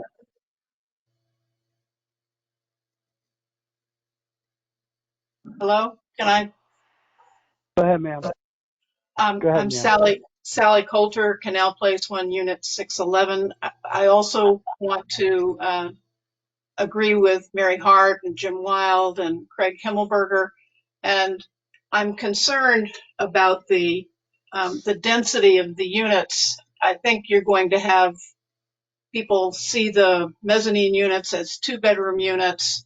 There's not a lot of storage. There's no closets there. And as rental units, I think you're going to see a lot of traffic coming and going. And additionally, the mail issues, you're going to have mail trucks coming there, and I don't know how you're going to get the trash, where the trash is actually going to be picked up by the waste companies. So again, it's a density issue. All of us are happy that this empty building be redeveloped. We just think that this is too dense and there are too many units. Can I say something, please? Thank you, ma'am. We appreciate your time. Oh, sir, go ahead. I'm sorry. My name is Jim Pope. I also live in Unit 611 in Canal Place 1. I think the traffic has been addressed, but I think it has not. It's been understated. There are times now when you literally cannot drive into our area. I would like to have the board ask the fire department to give an evaluation of how safe this is going to be. If they have to get a hook and ladder truck back there, there's no way they're going to get it back in the middle of the afternoon. When the school there is letting out, the Head Start is letting out, and the school buses are parked there. The apartment that owns the first part of the driveway does not control the parking there. So you get parking on both sides, and it's even now it's that bad. Now you say people are going to park in the parking garage, but I guarantee you, if they have a carload full of groceries, they're going to want to drive back there, unload it, and drive back out. There's going to be a lot of traffic in and out, dropping off people and the like. But I mean, it's a lot of traffic, and I really would like to see the fire department chime in, because I don't know how they're going to get their trucks back there if there's a fire in that building, and even in Canal Place 3. Thank you. Thank you, sir. We appreciate it. Any others wishing to speak in opposition? Yes, please. This is Go ahead, Connie ma'am. State your name. Mortara. Yeah, Connie Mortara, 200 Market Street, Unit 119. I submitted written comments, so I'm not going to go into full detail. I just want to reiterate that the fear with such small units that we're going to have a more transient population with no investment or accountability to the neighborhood or the building, and that the planning board must consider neighborhood character and social structure. We are families, we have children and grandchildren, and love our downtown. And we want more folks to come and enjoy our neighborhood and become an active part of the community. But we also want to ensure our quality of life is not adversely impacted. I also have some questions about the use of the elevator. I understand it's a shared elevator shaft. And as a butters, my unit and people on that same wall, it's pretty loud and rumbly. And if we're looking at doubling the number of folks that are going to be using that elevator, I think there needs to be some questions about mitigation on the of the noise for those abutters. And then I want to reiterate what Craig had mentioned. I'm not a scholar on this, but I don't see what the special hardship is that would make it necessary to go from a 13 to a 29 unit other than investment. And finally, as far as that shared egress at the back where the loading dock is, I think it looks very lovely, but from a practical point of view, that's where everybody's going to be moving their goods in and out of both buildings. And that just isn't functionally going to do it. It's already a nightmare there. So I think it looks lovely. I like what you've done. I totally am in for bringing more people and fixing this building, but I echo everyone's other sentiment. We want to build the future and build a community and not just a transient living situation.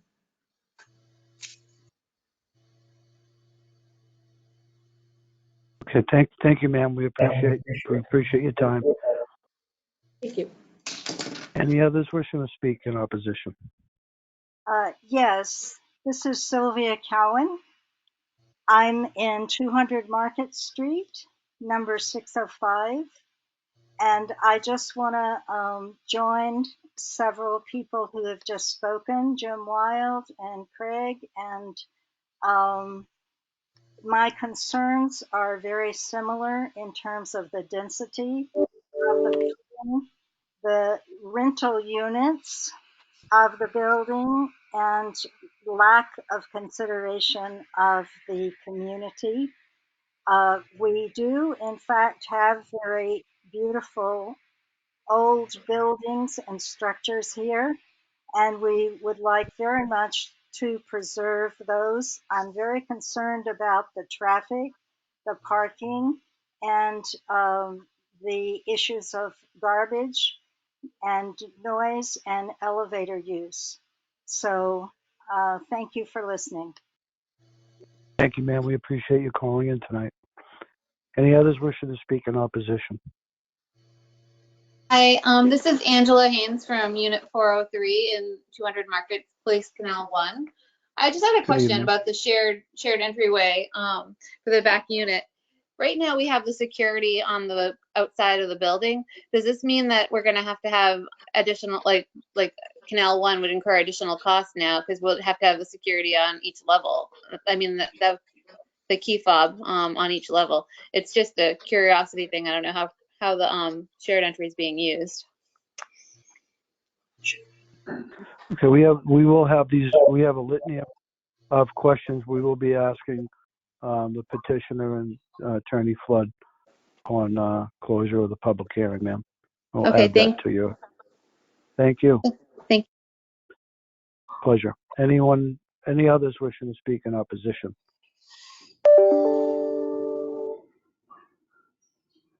Any others wishing to speak in opposition? In opposition? In opposition?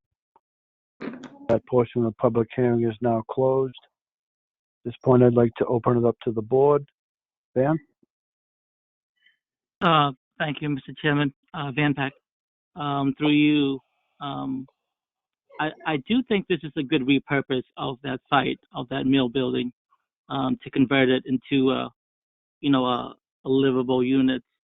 I do have some concerns in terms of the scale and size of the units. I think some people have mentioned this, but I like the smaller scale plan of the original 13 units than the 29 units. And then there's also a bunch of concerns. I think the city departments had, but I share some of those concerns as well. In terms of for the ground level, and then I'm just gonna, Mr. Chairman, I'm just going to list my questions, and then whoever wants to answer, they can answer after I list them. On the ground level of this unit, could you talk a little bit about what instead of the parking, there'd be like will there be a bike storage unit where a place for mail and packaging and all that, where that could go to? Then also that that the unit shares a wall, will that affect the neighbors in the units next to them in terms of like sound and all that, privacy issues? I guess for me, Mr. Chairman, I think this is a good repurpose and reuse of the mill building. I'm just very concerned of the actual amount of numbers of units of 29. So those are my comments. I don't know, Attorney Flood, if you or any of your team wants to answer any of those questions that I have concerns with. Hi, this is Catherine. I think that the architect, Martin, can address the issues regarding the density pertaining to the old plan with the 13 units as opposed to the new plan with the current number of units. Also, he can address the concerns and the questions that were raised by the building department pertaining to the sound in between the unit. Is that what you're looking to get answers on? Yeah, that'd be a good start, at least for me, yes. Okay. Yeah, Catherine, may I just interject real quickly, just to answer a few questions before Martin steps in? Very simply, Stephen, could you just state your name for those who may not be watching the screen? Yes, my name is Steve Monahan. I'm with Emerson 100 Real Estate. So a couple of quick questions that came to mind. And I'm listening to a lot of concerns here, and we legitimately understand the concerns. This is a tough project, very difficult site. If it was easy, it would have been done 20 years ago, and it wasn't. So we've put a lot of time into this. There was a couple renditions that have gone through. 13 units will not work for this building. Based on the original drawings, they just don't work. So what we've done is we've taken that original drawing and we've brought in a good team to put together a better drawing and a better idea, a better vision for this space. We are no longer using the shared stairwell. That shared stairwell is no longer being used by our group, our building. So security is no longer an issue. The shared elevator, we're no longer using the shared elevator. We never were using the shared elevator. We have our own elevator, we have our own stairs. The two buildings is approximately 3 feet of brick between the two buildings. So noise is really not an issue. Between the two buildings. So those are the real basic questions. I understand traffic's very difficult over there, but I don't believe that we're going to create any more traffic than there already is. In fact, we are looking at ways to limit traffic in there. So if I may, I'd like to just turn it over to Martin real quickly, and he can kind of give you a little more feedback, if I may. Go ahead, Yeah, Martin. Sure, but you. pardon me, Chairman Farron, but before we move to that, can you answer you just made a comment that 13 units don't work. It just doesn't work. Can you elaborate on that? Well, why it doesn't work. We would be putting 14, actually, we'd be putting 14 cars in and out of that building on a day-to-day basis on the first floor. So it doesn't make the numbers don't work for the building. 13. Is this a finance issue? Financially, it just doesn't work. 13 units. We've had 4 developers look at it. I mean, and that's the bottom line is it's not going to work the way it was drawn. And Martin can kind of elaborate a little bit further, but the way the drawings were made, they didn't account for the way the windows were, or the way the windows in the building set up. They were cutting the windows in half and splicing things, splicing floors halfway through a window. I mean, there's no vision there. Like there was no thought process on it. Solar panels on the roof were, it's a great idea, but there were no provisions at all for mechanical equipment on that roof. Now, I understand where the tenants are coming from with noise. I'm a mechanical contractor by trade. We're not talking about putting 29 air conditioners up on that roof. We're looking at doing some, higher efficiency VRF system that would, have 2 or 3 pieces of equipment on the roof that we could nestle in next to the existing elevator penthouse.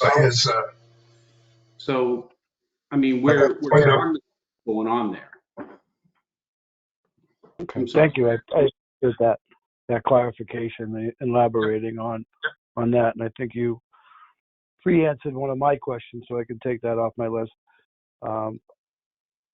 And may I just, yeah, I'm sorry. Can I just touch on the trash issue? Because I know it's a big issue. Or I'm sorry, go ahead. Sure. So Brian and I talked a lot about the trash, and again, it's a tight site.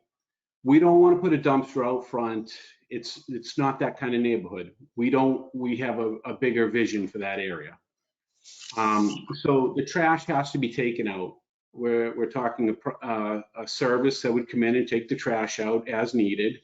You're talking a smaller trash truck that would come in, take the trash out by hand, and basically valet the trash out of the building. Very similar to what happens over at 200. Every day they come by with a pickup truck and they take the trash barrels out, they put it on a truck and they take it out. Very similar situation would be for this building. So we understand that. And the parking, yeah, you're gonna need vehicles to come and go for mail and parcel service, but that's ongoing right now. I mean, that happens 100 Market Street. They have vehicles sitting out front all day. I mean, you know, we're talking a building that's a fraction of the size. All right, Steve, why don't we let Martin finish up that first question though? Yeah, go ahead. Yeah. Sorry. That's all right. Thank you. This is Martin Batt, the architect for the project. So I think, you know, our approach to this was, you know, there's a, you know, it's a relatively modest building in this complex, and it has a certain volume to it. And the way to create the sort of ideal layout for this particular building based on its structural grid and the windows it actually lends itself towards smaller apartments. But the difference between 13 two-bedroom apartments, which is 26 sleeping rooms, which is, you know, a certain number of people that are in this building versus 29 individual apartments, knowing that we move the parking off-site to try and limit you know, just the idea of bringing parking right through, as you look at this sort of landscape front area, bringing parking right through this front area just didn't seem tenable to us. So what we really tried to do was think about the sort of optimal use of this building, and there are probably going to be you know, significantly, you know, not a significant number of additional people actually occupying this building on a day-to-day basis based on the volume of it and the number of bedrooms. And so so that was our approach. Now I understand when a FedEx truck arrives, they arrive at a certain time of day, whether they're arriving for 13 units or 29 units, it's still one trip. So, and when the trash truck comes, whether it's 13 units or 26 units, it's still one trip. And so all of the things that are a concern, we really looked at it very carefully and said, okay, well, how do we mitigate those things? And I do think that we tried our best to look at this building and say, how can we fit this with in this very small part of a larger complex, and trying to have as minimal impact. And it is a very tight little area, and we accept that. But at the end of the day, the trash does need to be removed. And whether it's 13 units or 29 units, the trash truck is going to arrive. It's not going to be there more times because of the number of units. It's going to be there the same number of times. So, and then on the sound issue that was brought up, the units are, you know, many units share walls. We'll just, you know, we are design a lot of residential units. We'll just use unbalanced walls that have a specific sound reduction coefficient that will reduce that. We actually did, as was mentioned, the actual shared stair we chose not to integrate into this building because we felt like that we were able to achieve, if we were able to achieve everything within that own footprint and try and limit our impact on the neighbors, that would be a neighbor benefit. So we also did that.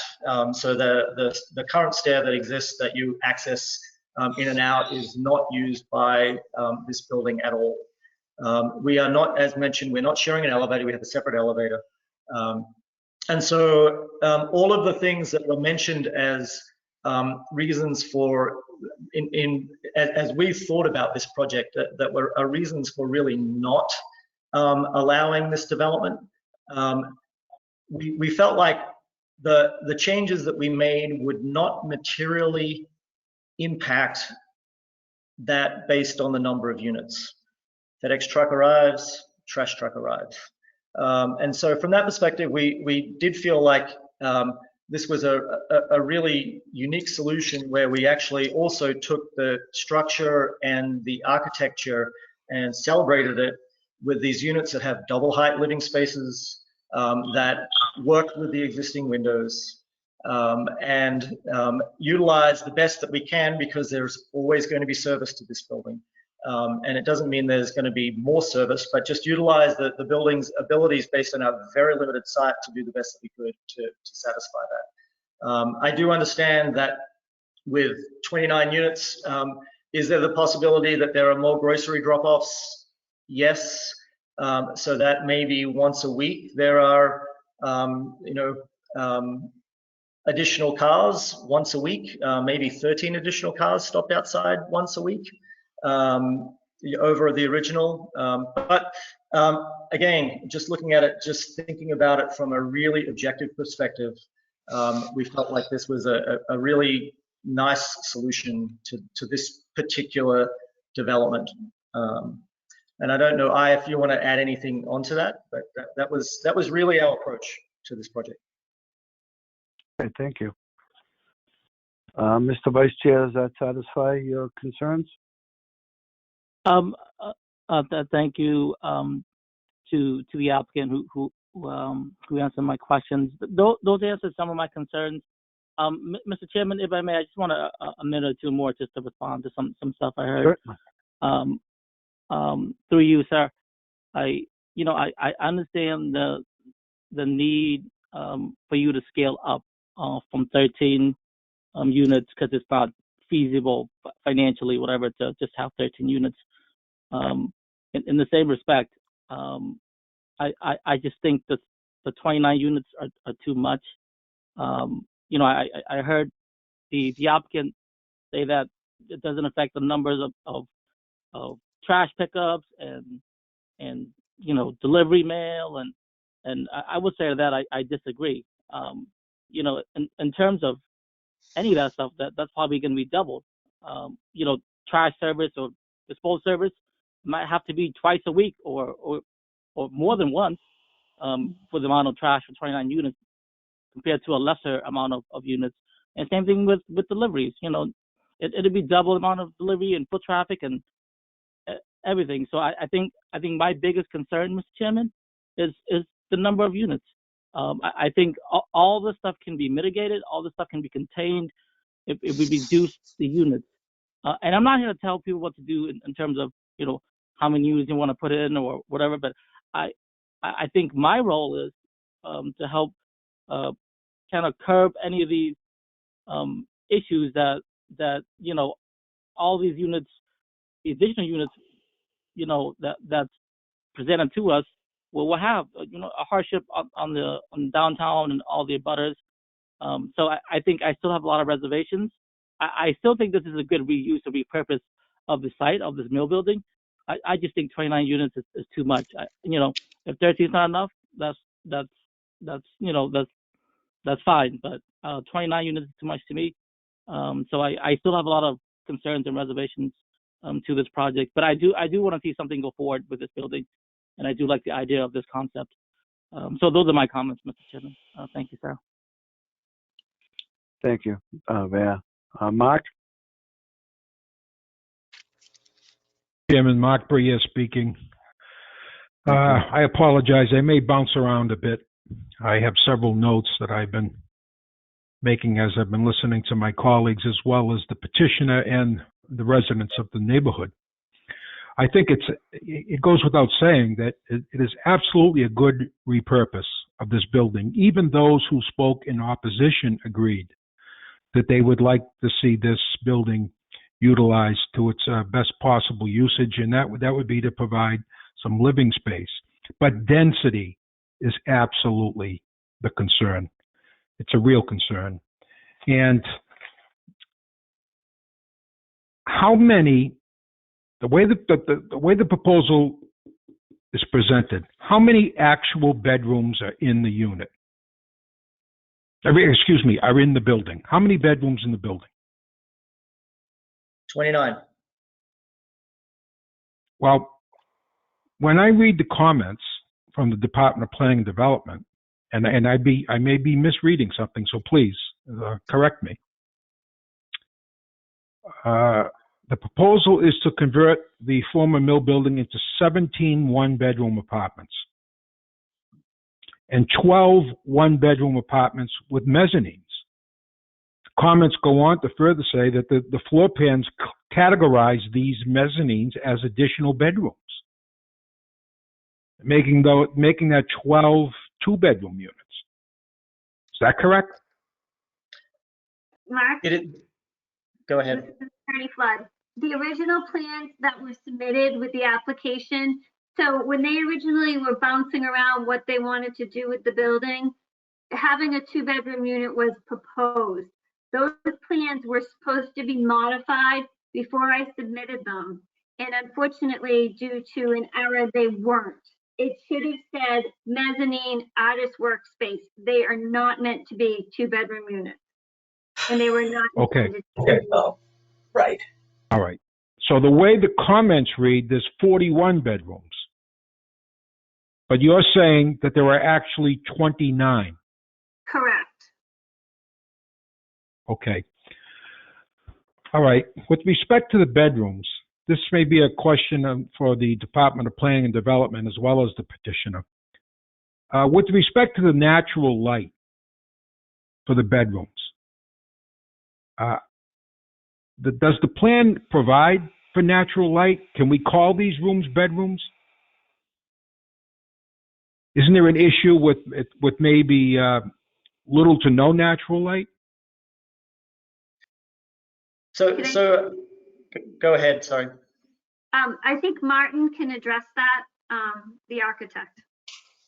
Yeah, so one of the things that is complicated about this particular building related to development as a residence is the size and shape of the historic windows.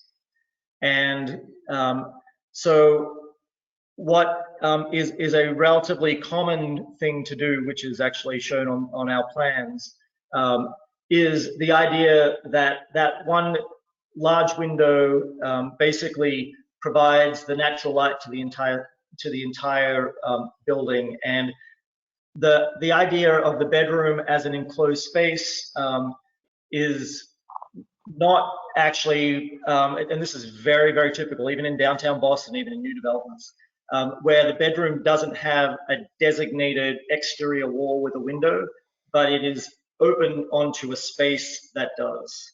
And these units like that approach. And they are not enclosed rooms so that they are code compliant. Jared, this question is for you. Thank you, sir.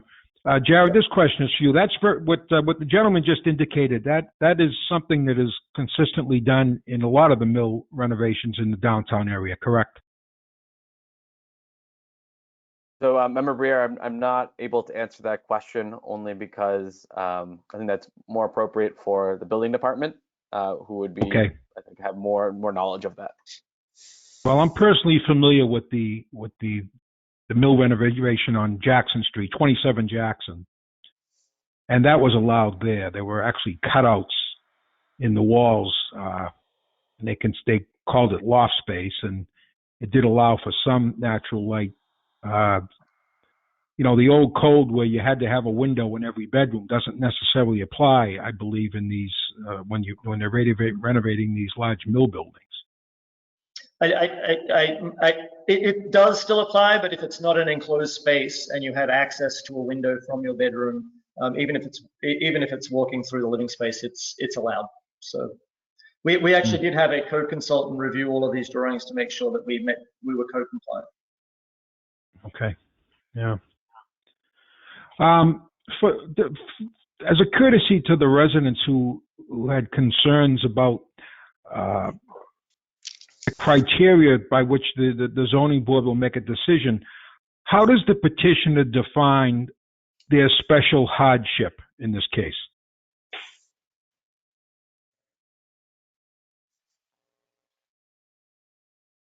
I believe the location of the building, the shape of the building on the lot makes it very difficult to develop it, which would be a hardship in this situation. And the historic nature of the building. Correct.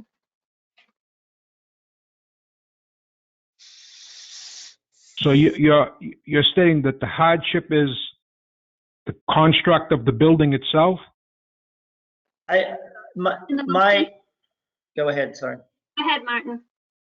No, my belief is that actually whenever you're rehabilitating an historic structure, and you are trying to celebrate the historic history of the building, that there are certain hardships that exist relative to historic buildings that warrant them to be granted more potential relief than a new building. That then translates into the size of the windows, the shape of the windows, the size of the structure, the shape of the structure. If anyone's been inside this building and had a look at it, if you were to design a new residential building these days, you just would not have an exterior shell and a structure that looks like this. Right. So trying to maintain that historic nature of the building is really the hardship. I understand that, but can we maintain that historic look with less density? That's what it's going to come down to, I think. Less units. I actually wanted to start off my questioning just by cutting to the chase, but I didn't want to sound disrespectful. I really think this comes down to less units.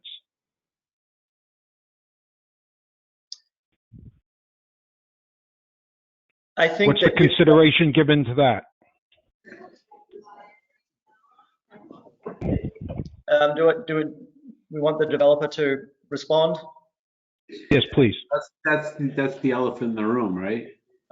You know, how many less units? Like, I guess the way it's been laid out, 29 units fits perfectly in that little envelope. The adjacent residents have concern about density.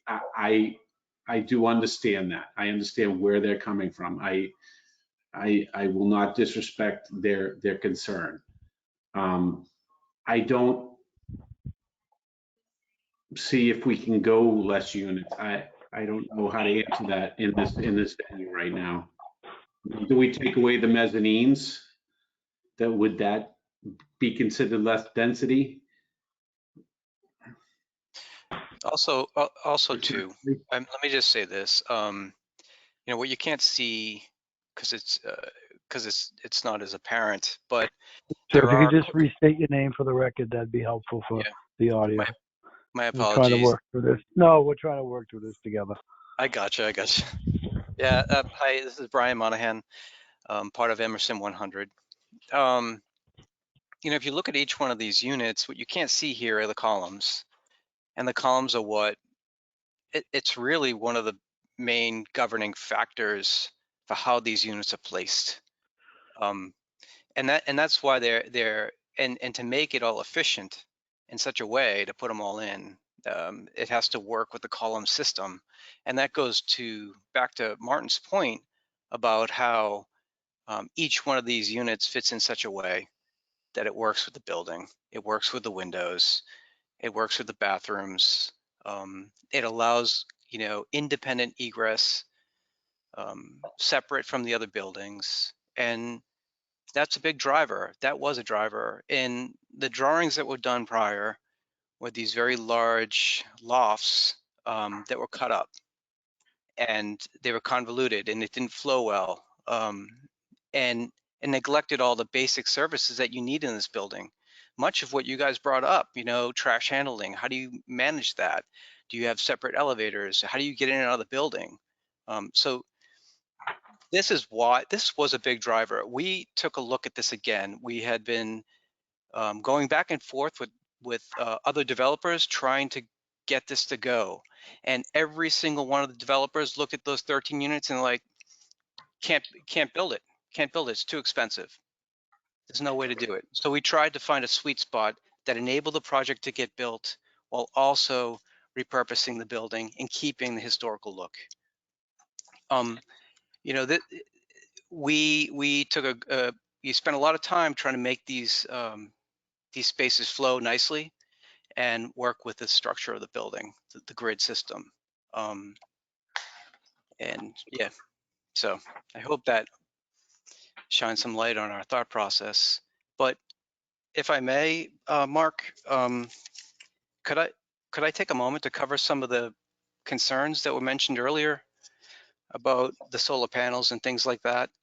When we looked at the roof, we saw that the solar panels, on a concept sketch, we see these solar panels that sit on roofs. Well, in reality, the solar panels are raised up 2 and 3 feet off of the roof. That would have been right in that window's view. And we thought, well, that's terrible. And plus the reflection and the heat that comes off of these panels would have been disruptive to the tenant, to the person living in that space on that upper floor. And so we said, look, okay, well, let's consider another alternative, green roof. Then noise was a concern. We said, okay, you're right. We don't want to have condensing units sitting all over the roof, making all sorts of noise. We knew that there was a air-cooled chiller in the adjacent building, which is in direct line sight. We're like, that's terrible. So we're trying to come up with great strategies that help make the environment better. As far as the flow of traffic, the overall vision, what we see for that whole pathway coming through, we know we need to maintain fire department access. It's important, but there's nothing saying that, hey, you couldn't have, why couldn't we create like a walking pathway through there, raise up the street a little bit, slow down traffic or prohibit traffic, or maybe create a one-way, or even completely make it so that only emergency vehicles or delivery vehicles could come in a certain manner. There are all these sort of opportunities to fit in with the vibe of the city, where we're going, and what's happening. There's plenty of parking garages pushing out, and this is the way all buildings are going these days. Having cars in the bottom of that building would be dangerous for the people coming in and out of that building area. And that's the last thing we want to do. When you're trying to sell a loft condo for $400,000 and $500,000 in the city of Lowell, you're not going to be attracting affordable housing, just not. And so we wanted to balance what we were providing with also something really nice and beautiful. And that was really the intent. And that's why it's taken us so long over the last 3 years to get it to this point. Just to address one more comment, I hope I addressed James' comments. I know, and I hope I addressed Craig's comments related to trash but the bollards, I mean, if the bollards are too close to the adjacent building, we can look at that. We can adjust it. This is only just a concept. It's got to go through the city and follow all the proper channels. So we're not going to subvert any process here. And this is why we're out in full exposure for you to see what we're doing. The bollards need to move. They need to move. It's okay.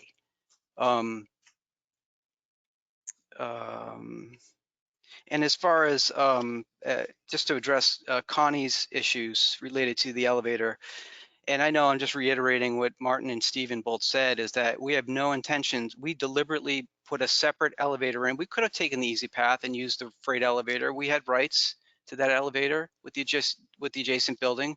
We opted to separate the buildings, separate the stairs, reduce noise. If you can notice the building separation between the adjacent building and the turbine building, all the residential units are off of that wall.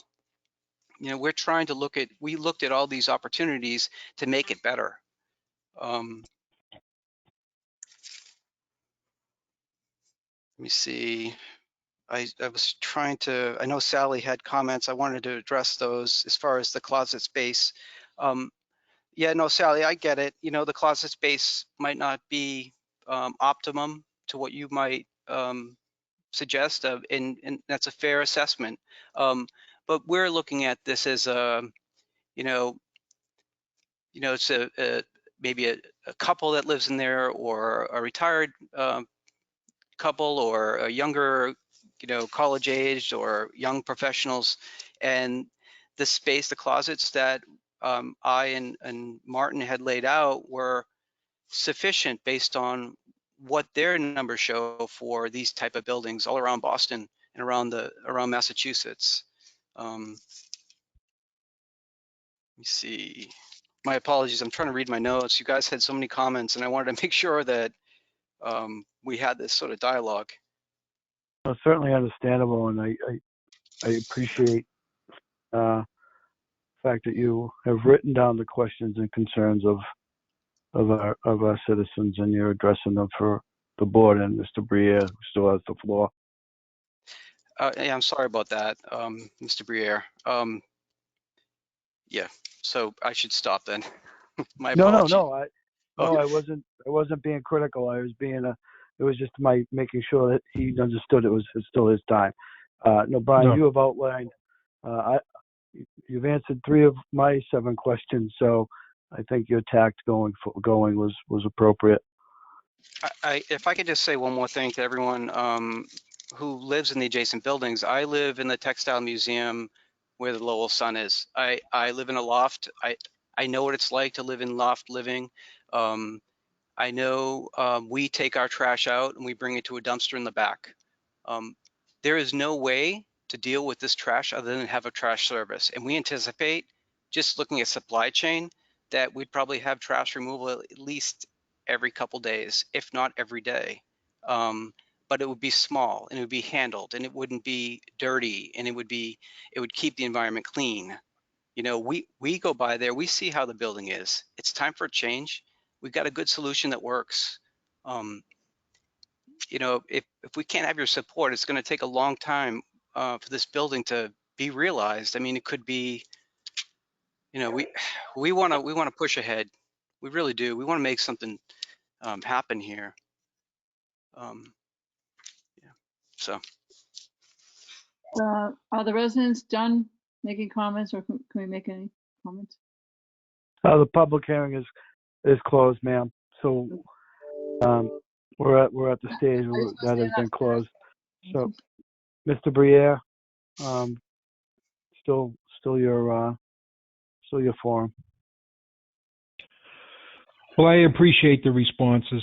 I'll defer further comment till I've heard my colleagues. Thank you. Mr. Callahan? Thank you to you, Mr. Chairman, Mr. Sean Callahan.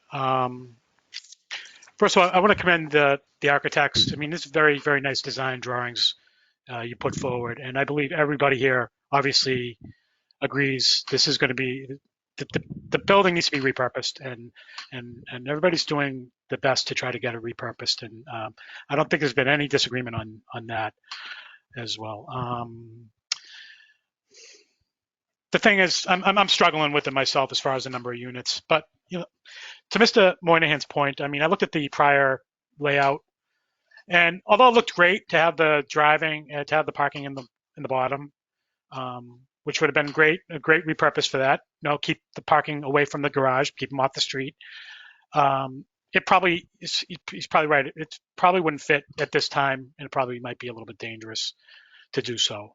Also, the way that the units were laid out in that prior, the prior granting in 2014, yeah, it just didn't, it didn't look like it configured very well. Looks like it was kind of cobbled together, almost like a jigsaw puzzle. And I can understand that. I can understand trying to trying to repurpose this in a more sufficient way, especially utilizing the building structure and utilizing the windows. That being said, again, I'm struggling with the 29 units. I am. It's just, it's a lot. I'm just looking at it from the perspective, like the variance that we have to grant, 17 units under the 750 square foot threshold, when we really should be only granting 50% if possible. It's tough. I'm just struggling with it very much with this, and I'm trying to go through it with the purposes of following through the variance criteria. Is there a hardship? I mean, with the building and with the age of the building, and again, as Mr. Moynihan pointed out, the structure with regards to the pillars. I mean, we don't have anything showing where the pillars are located, but I mean, I can imagine it's an old mill building, and I can imagine how the layout probably is. I mean, would I like to see that in the layouts?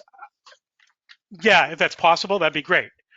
But I can see that still can give you a partial hardship on that. Public good, a desirable relief granted without substantial detriment to the public good. Having this building repurposed and utilized, yeah, it would help the public good to an extent. So I'll give you that. It's the intent of zoning satisfied is just as where I'm stuck at. And again, it gets back again to the point of the intent of zoning with regards to the size of the units and the number of the size of the units. There's a reason why zoning code established 750 as the minimum, and that's where I'm kind of struggling at in trying to fill the criteria. I think the petitioner, you've done a great job in presenting that, but I don't know. I need something more to kind of get there. I can understand. I'd probably say if you can go back to the drawing board one more time and try to see what can be done. That would be great, because I think everybody, there's no question, everybody wants to see the building repurposed. But if you're saying that we've tried our best, it's just not possible, I don't know. I'm going back and forth on that. I can't really. I got to try to wrap my head around that. So, but that's all I really have on that. So, thank you, Mr. Chairman. Thank you, Sean. I would like to follow up. I do want to hear one of the residents asked a question regarding the fire department access to the, I believe he stated the rear of the building. So, Brian or one of the gentlemen, if you could walk me through the access for fire, and would it be the same as Canal 1? Yeah, I'd like to, if Martin? you, yeah, Martin, please, or I. Yeah, certainly. Thank you. Go ahead, Brian. All right, I can. Do you want to talk about it? I mean, basically it is the same as Canal 1, and it is the same as Canal 3. Is the area in front of the building is actually the route that they would have to take, and whether it's a 29 unit building or a different number unit building, it's exactly the same. And we would end up having to work with the fire department to just go through the entire process, and that's part of any development when it gets further along in the process, is to basically work through all of the approaches and where the fire control panel is and all of those things. So it is as accessible. We are not limiting the access any more access to it than what it is today. Thank you. As I've walked at the property on several occasions, I'm in agreement with you, man. I noticed the accessibility for the fire department was parallel and equal to Canal 1 and 3. I just wanted to make sure that was one of the questions that was answered. Yep. I did write some notes as well, and I think as we walk through them as a group, trash is certainly one of the sticking points, and one of the gentlemen relayed to a trash valet.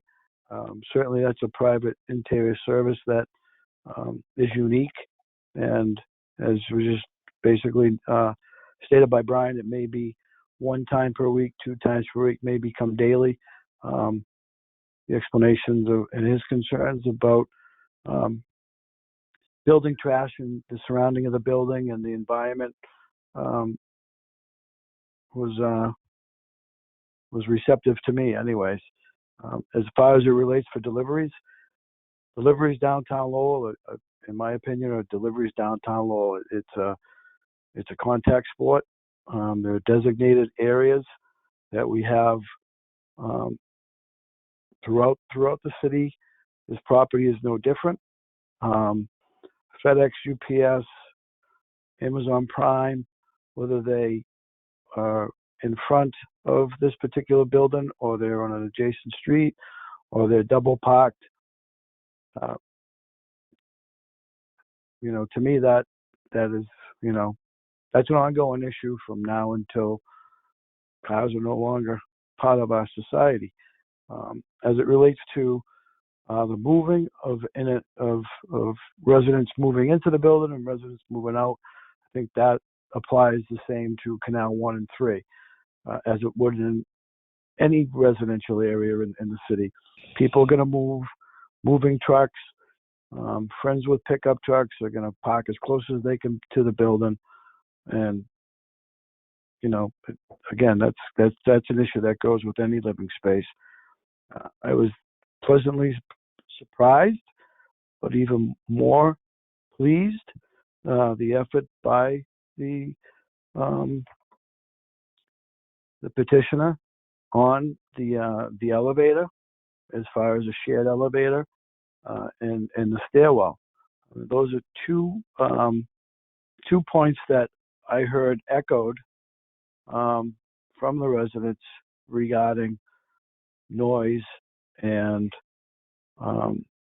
disruption within life over in the property. The fact, as far as I'm concerned, my opinion is that if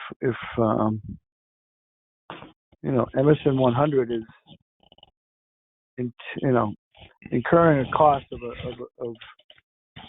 an elevator primary and not use of a right to the freight elevator, I think that is a positive,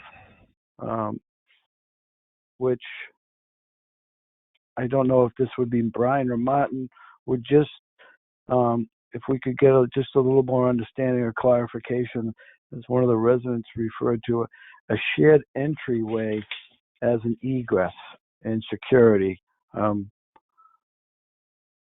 I apologize to the resident. I don't know exactly which area they were speaking to, but if we could address that, I'd just like to make sure we handle all the questions by our residents. Maybe you want to go to the drawing.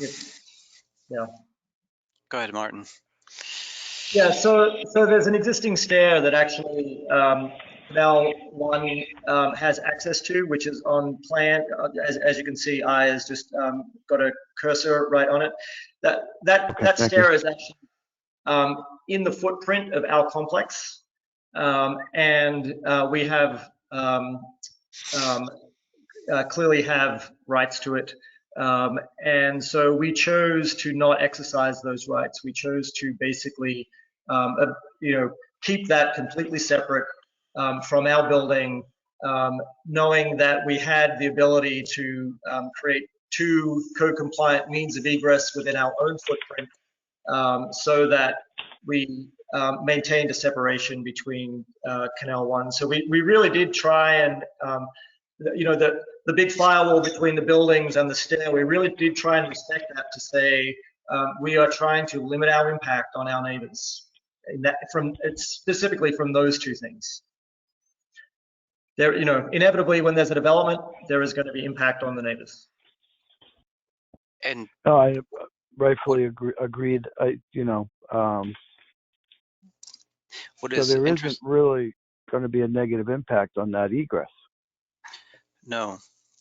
If I may, what's Sure. interesting, that stair is actually deeded to the Turbine Building. It's owned by the Turbine Building. It's owned by us. And there are agreements in place with the adjacent property to utilize it. They're essentially using the stair, which is okay. It's been that way forever. It's fine. We felt like, why disrupt their existence? Why disrupt what they're doing?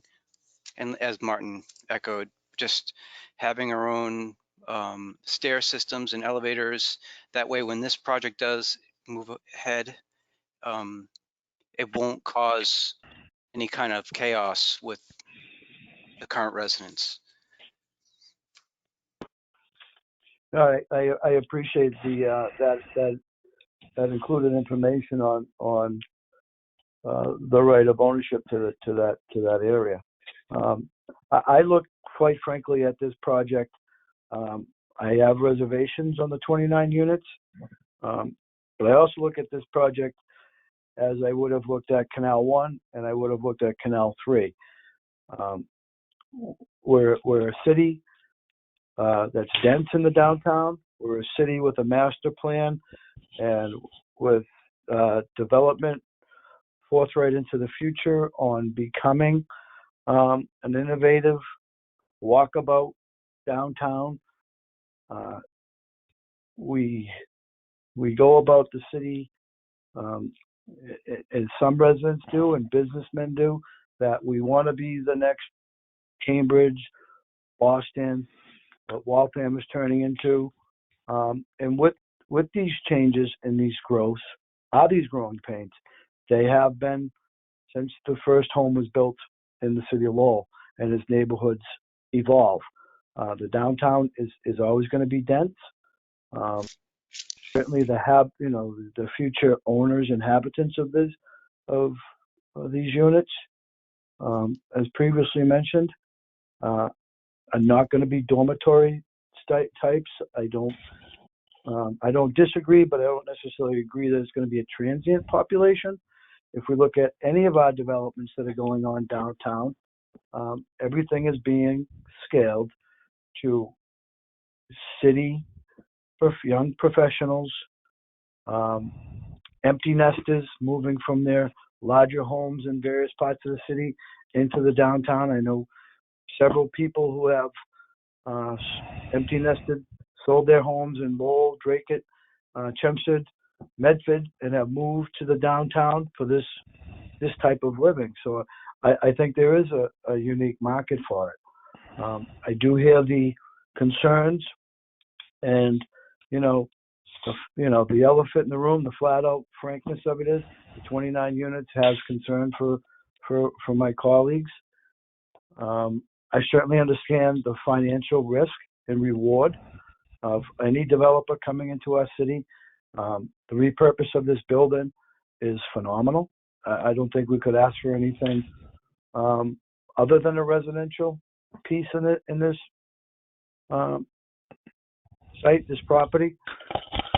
I can see the business standpoint of the 13 units is not palatable. It just simply would not work. Nobody goes into business and development to not make money. You certainly have outlined to me the concerns of the questions that were asked, the concerns of the board. You're the entity that's taking the risk for us. We talked about community. Well, living in the community is the community. However, people developing and people bringing projects to our city to enhance it, to bring us into our master plan, to where we always talk we want to be. You know, these are the aches and pains that come with these types of projects, and at some point you have to weigh out the negatives and the positives. And to me, there are more positives than negatives. I'm not going to hang my hat on 29. Good, pro or con, as it clearly is a concern. But I think overall, I don't see any other path forward than maintaining this type of residential living space. I believe it was Brian made comment earlier. You have spent 3 years of thought process, development, brainstorming, sending, the original proposal, scaling, considerations. Quite frankly, I don't know,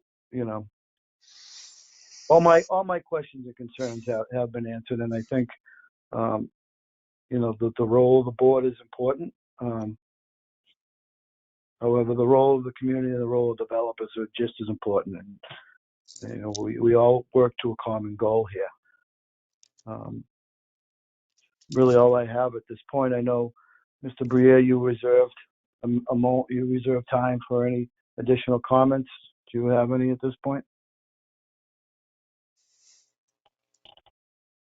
No, I have no further comment at this time, Mr. Chairman. I'm prepared to cast a vote. Thank you. Any other comments or concerns by the members of the board? Mr. Vice Chair? Mr. Chairman, through you, sir, I think with your comments and your remarks, it makes you make a lot of great points. I want to let the applicant know that I still have a lot of concerns and reservations. Like people said, I think I'm not here to dictate how many units people want to build, but I think this has to be scaled down, just in my opinion. And if it's presented, if this is the final product for me, I want the applicant to know I will not be voting in favor. So I just want to let the applicant know about my thought process. So that's the only thing I want to say in closing, Mr. Chairman. Thank you, sir. Thank you, Mr. Vice Chair, for your candor. Mr. Callahan. Yes, through Mr. Chairman. Thank you for your comments. I mean, they were really forthright and kind of help me to go through what I was struggling with a little bit. But I'm still up in the air either way. Like you said, not hung on 29, but I mean the number. I mean, I would like to see the number if the number could be worked. But I can understand again, economically, if it can't be worked for the petitioners, and so be it. But I'm still struggling. I'm still struggling a little bit. But your comments did help clarify things for me somewhat. But it's that's where I'm at. But thank you. Thank you. Councilor Flood, you've heard each member of my colleagues of the board express concerns and get questions answered. I think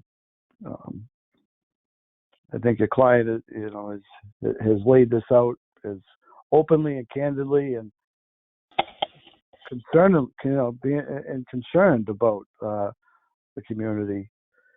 So, at this point, what is your thought process of moving forward for a vote? Or is there a process? You relayed to me that there's only 4 members there tonight, so I need a vote of all 4 to move forward. I mean, my client wants to work with the city. he wants to develop this and obviously make sure going forward that everyone is working together. If the wish is to try to reduce the number of units, it was brought up, there are supporting walls and beams in here. I can't, so that the architects would have to talk about that. But what are the members that are unsure of the 29 units looking for us to do?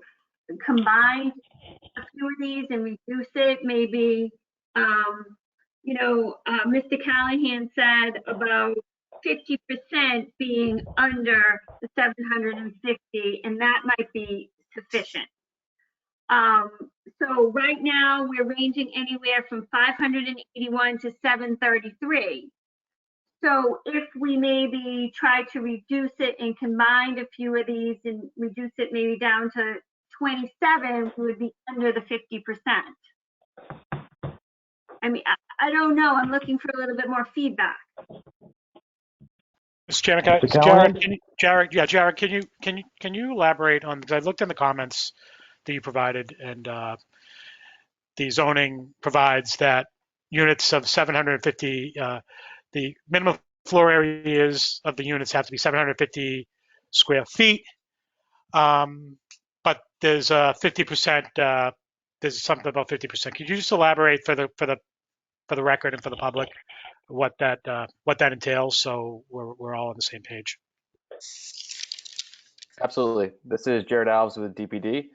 So what that provision is referring to is a pathway for you to get approval by special permit if up to 50% of the units are less than 750 square feet. So because more than 50% of the units, I believe it's 59%, are less than 750 square feet, that pathway of the special permit approval was not available to them. So the applicant has sought a variance from that requirement.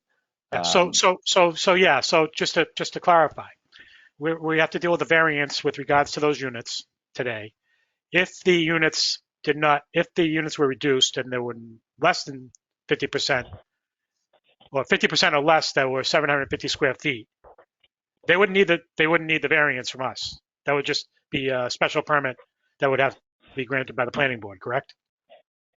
I would have to review that section and see which body would be the permit granting authority. But yes, that's correct. If they had reduced it, they would need to have a special permit, not a variance in that instance. Yeah. And so to that point, council, it's like, where are you at, 29? And you got to reduce it to, give or take, 14. You can't split one unit in half, obviously. So if you could reconfigure it to 3 more units to get them up to 750, that's one variance that's out that I'm presuming we don't have to grant.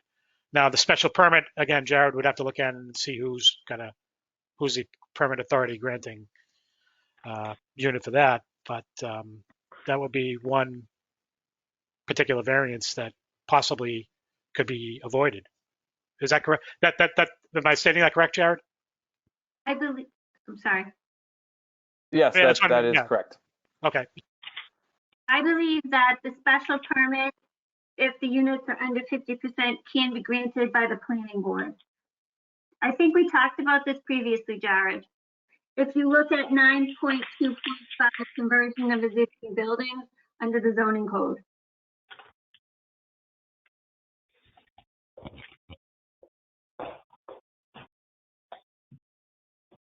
So I guess what we're getting at is if we can reduce, if you can go back to the drawing board, and I don't know if you can, you guys can, if you want to reconfigure, and try to get it down to eliminate that variance. I mean, you can cover that variance.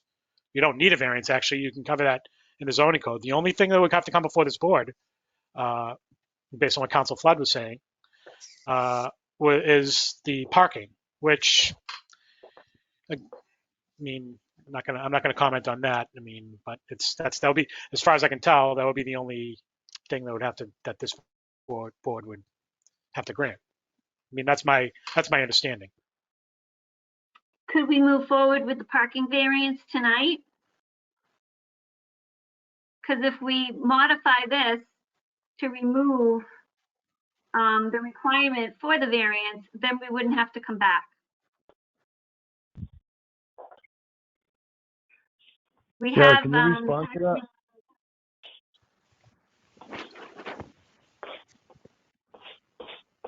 that?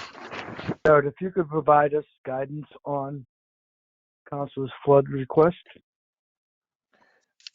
If Councilor Flood is correct, that it would be the planning board is the special permit granting authority for this particular provision, and I would need to read it again just to confirm that, then what she is asking for would be correct, that if the zoning board were to grant the variance for the parking, then the applicant could seek that special permit from the planning board. The way that we write our legal ads, that we always encompass any changes that might happen in a project over time with the phrase all other relief that may be required. And so in that instance, the planning board could, under the current application, choose whether to grant that special permit if they were to redesign the project to make it eligible for that type of special permit. Thank you. So Attorney Flood, is that acceptable? Is that the intention at this point? I mean, yes, because we want to get the project approved. We want to move forward with it. I think at this point in time, we're not going to get it approved tonight based on the comments we're receiving. So I think if we move forward with the request for a variance for the off-site parking, or the fact that we don't have on-site parking, then we could possibly reconfigure this. And then when we go to the planning board, we could submit for a special permit for 50% being under the minimum square footage.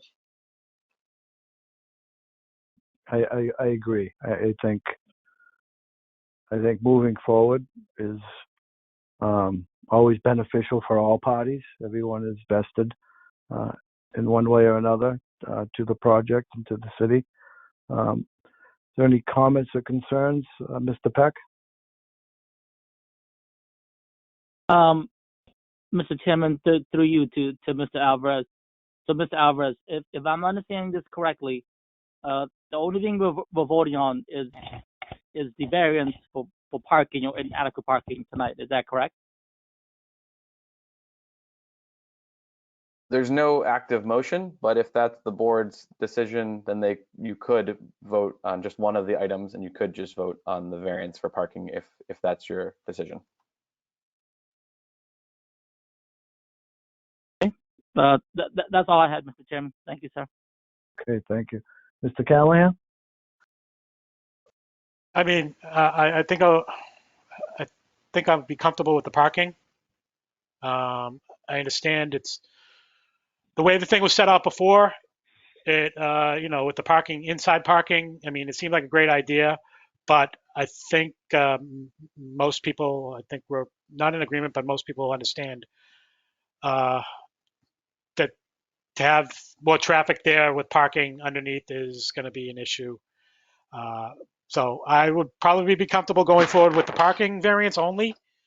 That doesn't necessarily mean that, the applicant would be, the applicant would still, I think they probably still should look to reconfigure the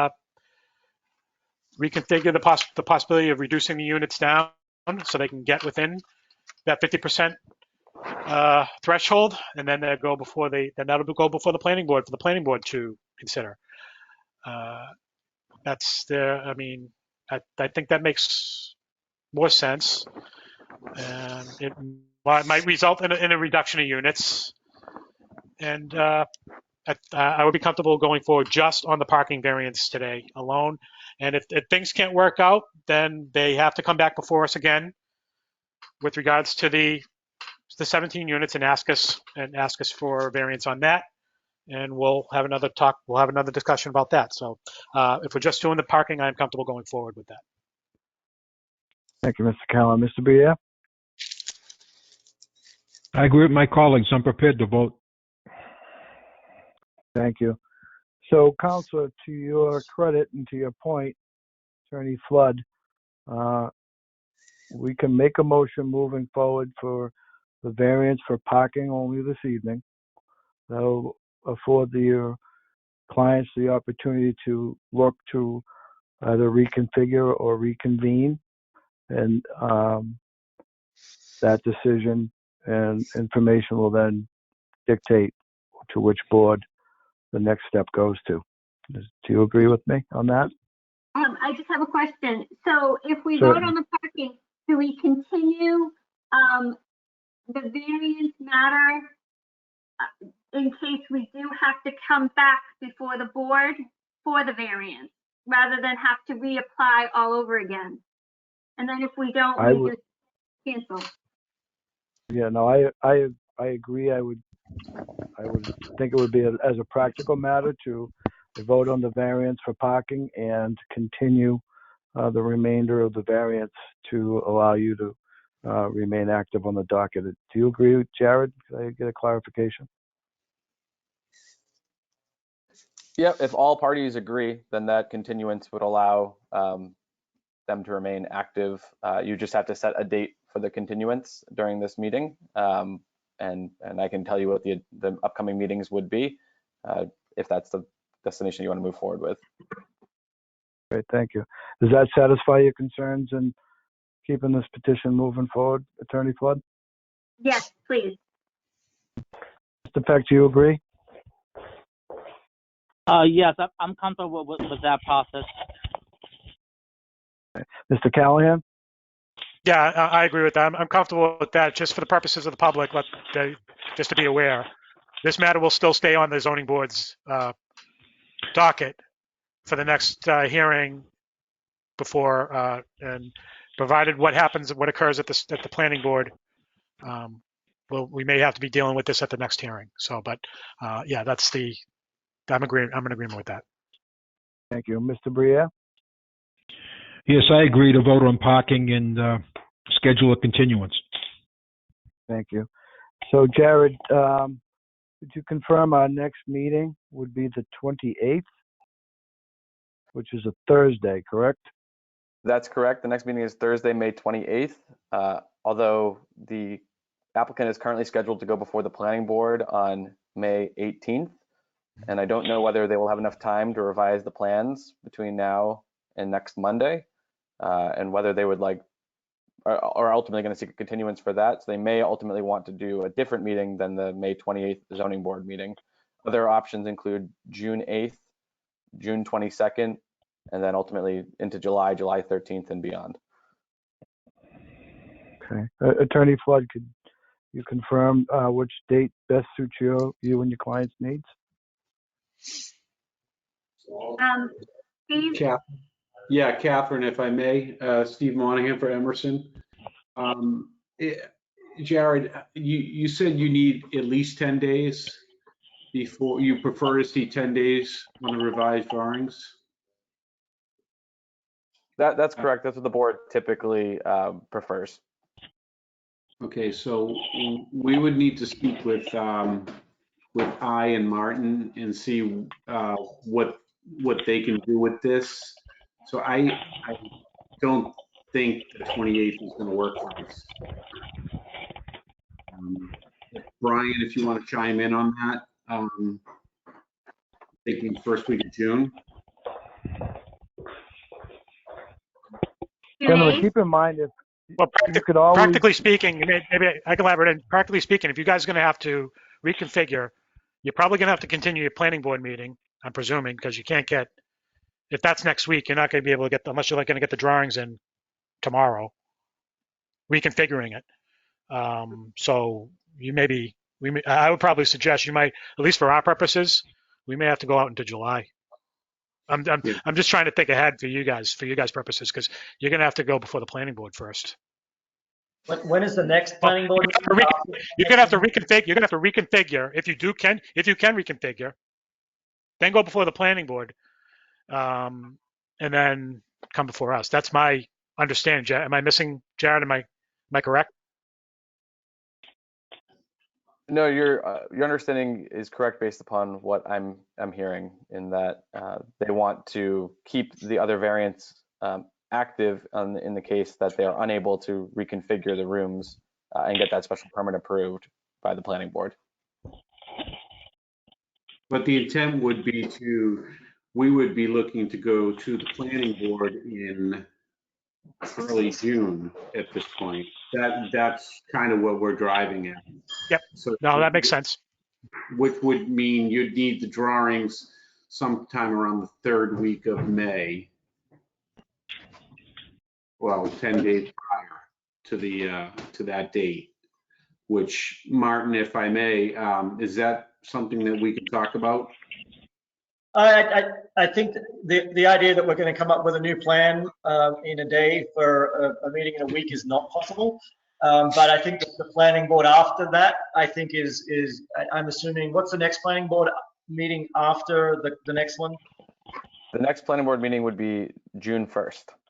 Yeah, June 1st. We would be in a position, I think, to have an updated plan that reduce this to the criteria that means the planning board have jurisdiction by that time.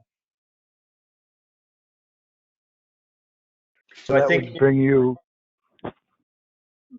you back to us. There's a June 8th and a June 22nd zoning board meeting. If we get planning board approval, what is the process of coming back to the zoning board in that criteria? Well, I guess if you get planning board approval, right, then there's no, the variance is moot. You don't need the variance. Back to ZBA. So essentially, gentlemen, we just want to get you scheduled to we'll move forward with the vote on the parking. Yep. But we want to keep alive your variance and reserve your date. Yep. So if we went with June 8th, Councilor Flood, I think that would be acceptable. And if you needed, if there were, if it was inefficient or inadequacies with the planning board, and you needed to continue with us, you could do so. Does that make the most sense? Yes. Why don't we continue the variance for the square foot of the units to June 8th and move forward on that? Okay. So we'll Councilor, just for point of clarification, and I appreciate everyone's input on this. We will move forward tonight with a motion for a vote for this variance only to include the parking. We will continue and hold live the variance for the resident amount till June 28th. Correct? No, June 8th. June 8th. I apologize. I should have put my glasses on prior to looking at my notes. I know. Good Lord. So with that being said, we're all in agreement to move forward with the vote on parking variance, continue residential quantity till June 8th. Agree, Councilor? Yes. Yes. Mr. Clerk, may I have a motion?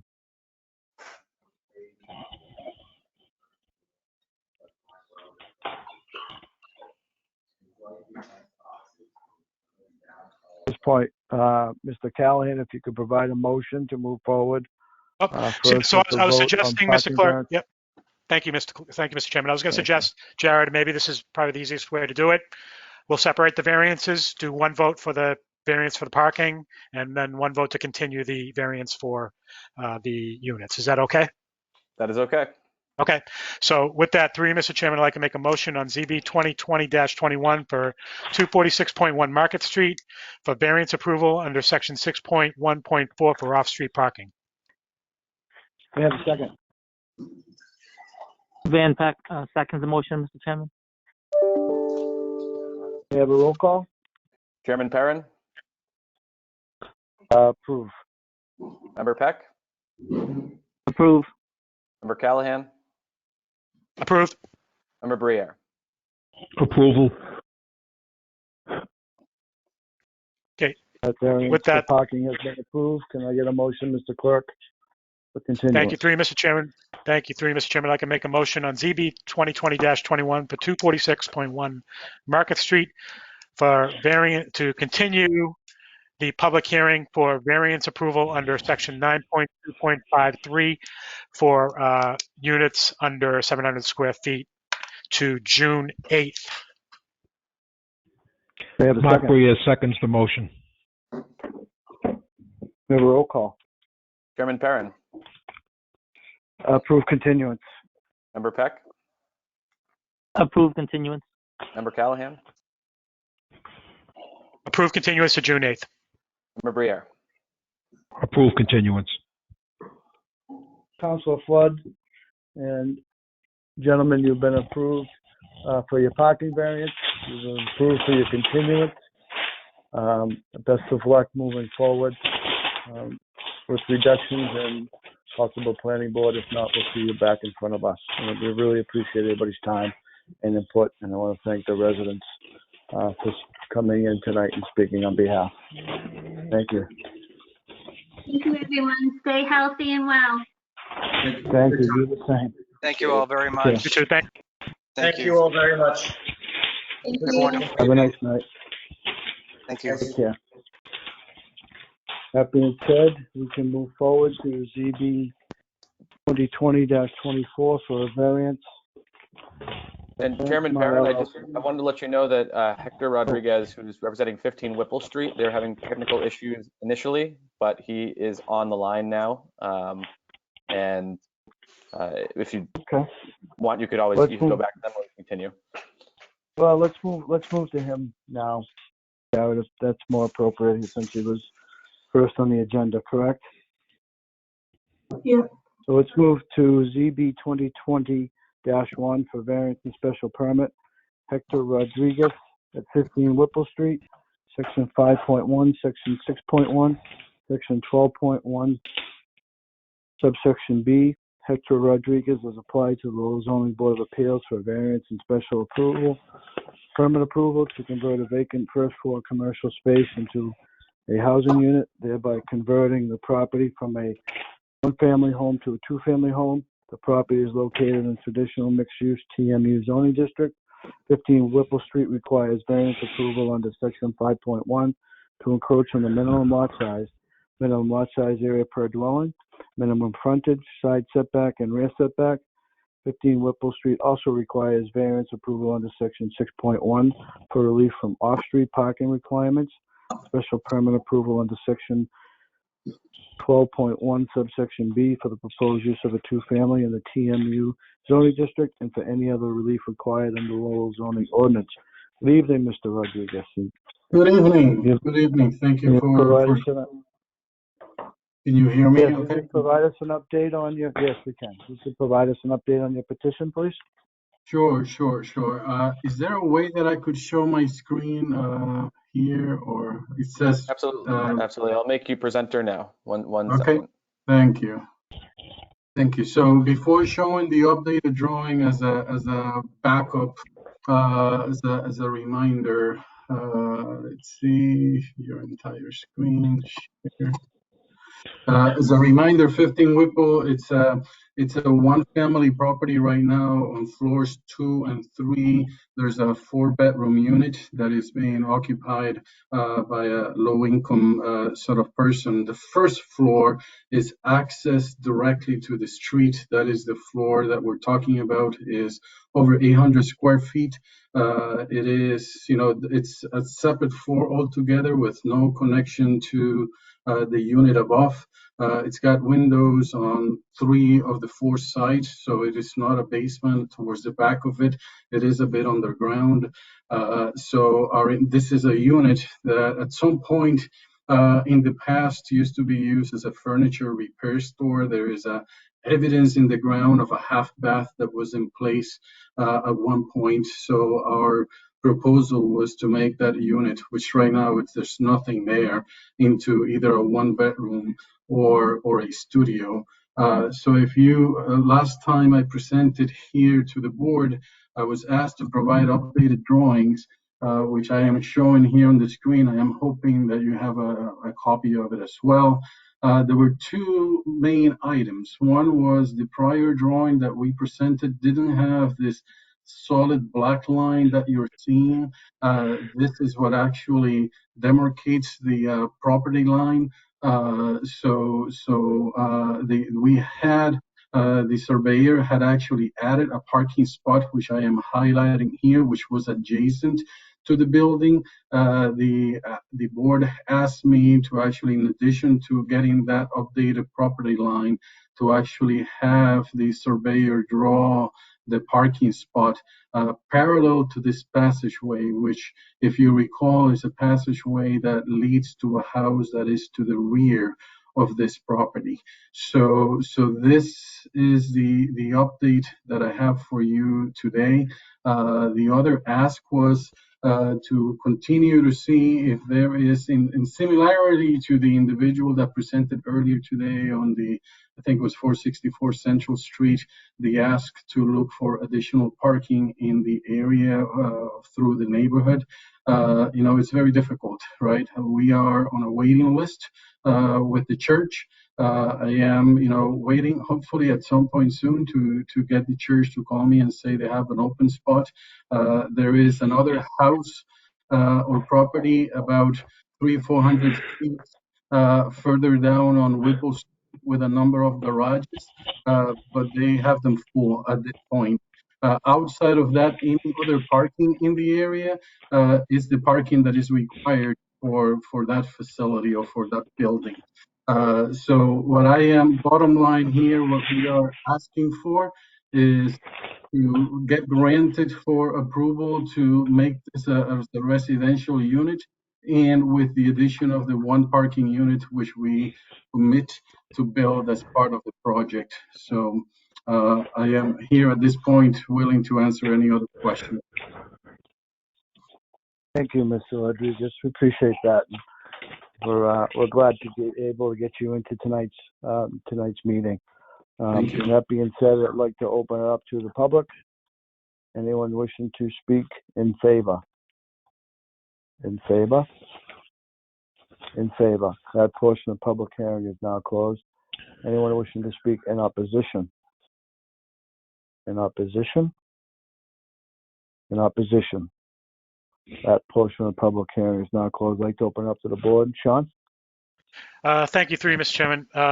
Thank you, Mr. Rodriguez, for going back to the drawing board. I know we've been trying to get through this for quite some time now, and I'm glad that it looks like we're finally at the finish line from what I can appear, because I think that obviously the main concern was parking. You got that parking spot configured in, I think probably when I was asking before, I was looking at trying to slide it over and angle it. So you're not encroaching on the passageway. You're staying a little bit away from the property, and which is what we want to try to accomplish.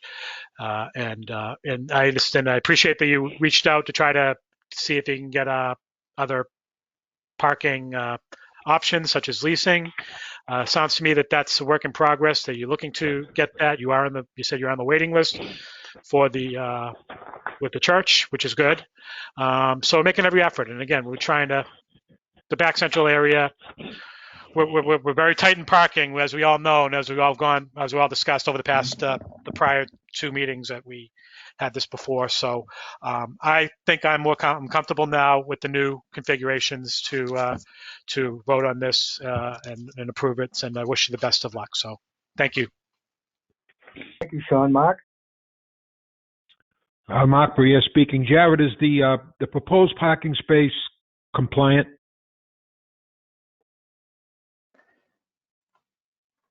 Could you bring the parking space back up, Hector? I know the plan came in earlier today, so I didn't have a chance to review it. It looks like it's meeting the 8 by 18 space requirement. So it looks like it meets the dimensional requirements for a parking space. Thank you, Jared. Providing that the parking space is compliant, I believe that it is. After hearing Jared's expert opinion, count me in. I'm in favor. Thank you, Mr. Briad. Van? Thank you, Mr. Chairman. Through you, Thank you, Mr. Rodriguez, for your patience tonight and for the updated plans. You know, I think I'm in the same boat as my colleagues. You know, I appreciate the updated plans with additional parking and you also getting perhaps another additional parking off-site to alleviate some parking concerns. So I do appreciate you working with the board and the city and the neighborhood because it is a very tight neighborhood. So I think I'll vote in favor of this. I feel like you made all the efforts to do the right thing by the city and by the board. So thank you, Mr. Chairman. Thank you. Well, Mr. Rodriguez, you heard the comments of my colleagues. You certainly have done your due diligence with this site. I think you've done what we've asked of you. You've sought a new spot. You're seeking off-site parking as well. It's been a long road traveled, but these are the concerns and the issues that come into play with the zoning board. We've had, you know, as of late, we're having a lot of increased petitions in Back Central Street, which is, in my opinion, is a plus that part of the city is being revitalized and people are investing into the section of the city, taking ownership of their community, which to me is a positive. I know you had a lot of work to do here, and you took the lessons, and you came back with an appropriate package and something that the board can vote in good conscience to. So we appreciate your efforts and how you've worked through this with us. And I will be in favor of this evening. With that being said, I'd like to have a motion, Mr. Clerk. Thank you, Mr. Chairman. This is Sean Callahan, the clerk. So we have a special, Jared, we have a special permit and variance, correct? So we have 2 votes? That's correct, or you could construe it as 1 vote. It's however you would like to make your motion. Let's just do them both, I guess. Well, let's just do the 2 votes, I guess. So that's what we usually do anyway. So, with that, through you, Mr. Chairman, I'd like to make a motion on ZB 2020-1 for 15 Whipple Street for special permit approval under section 12.1.b for the proposed use as a 2-family residence to convert a single-family residence with commercial space to a 2-family residence. I have a second. Van Peck seconds the motion, Mr. Chairman. May I have a roll call?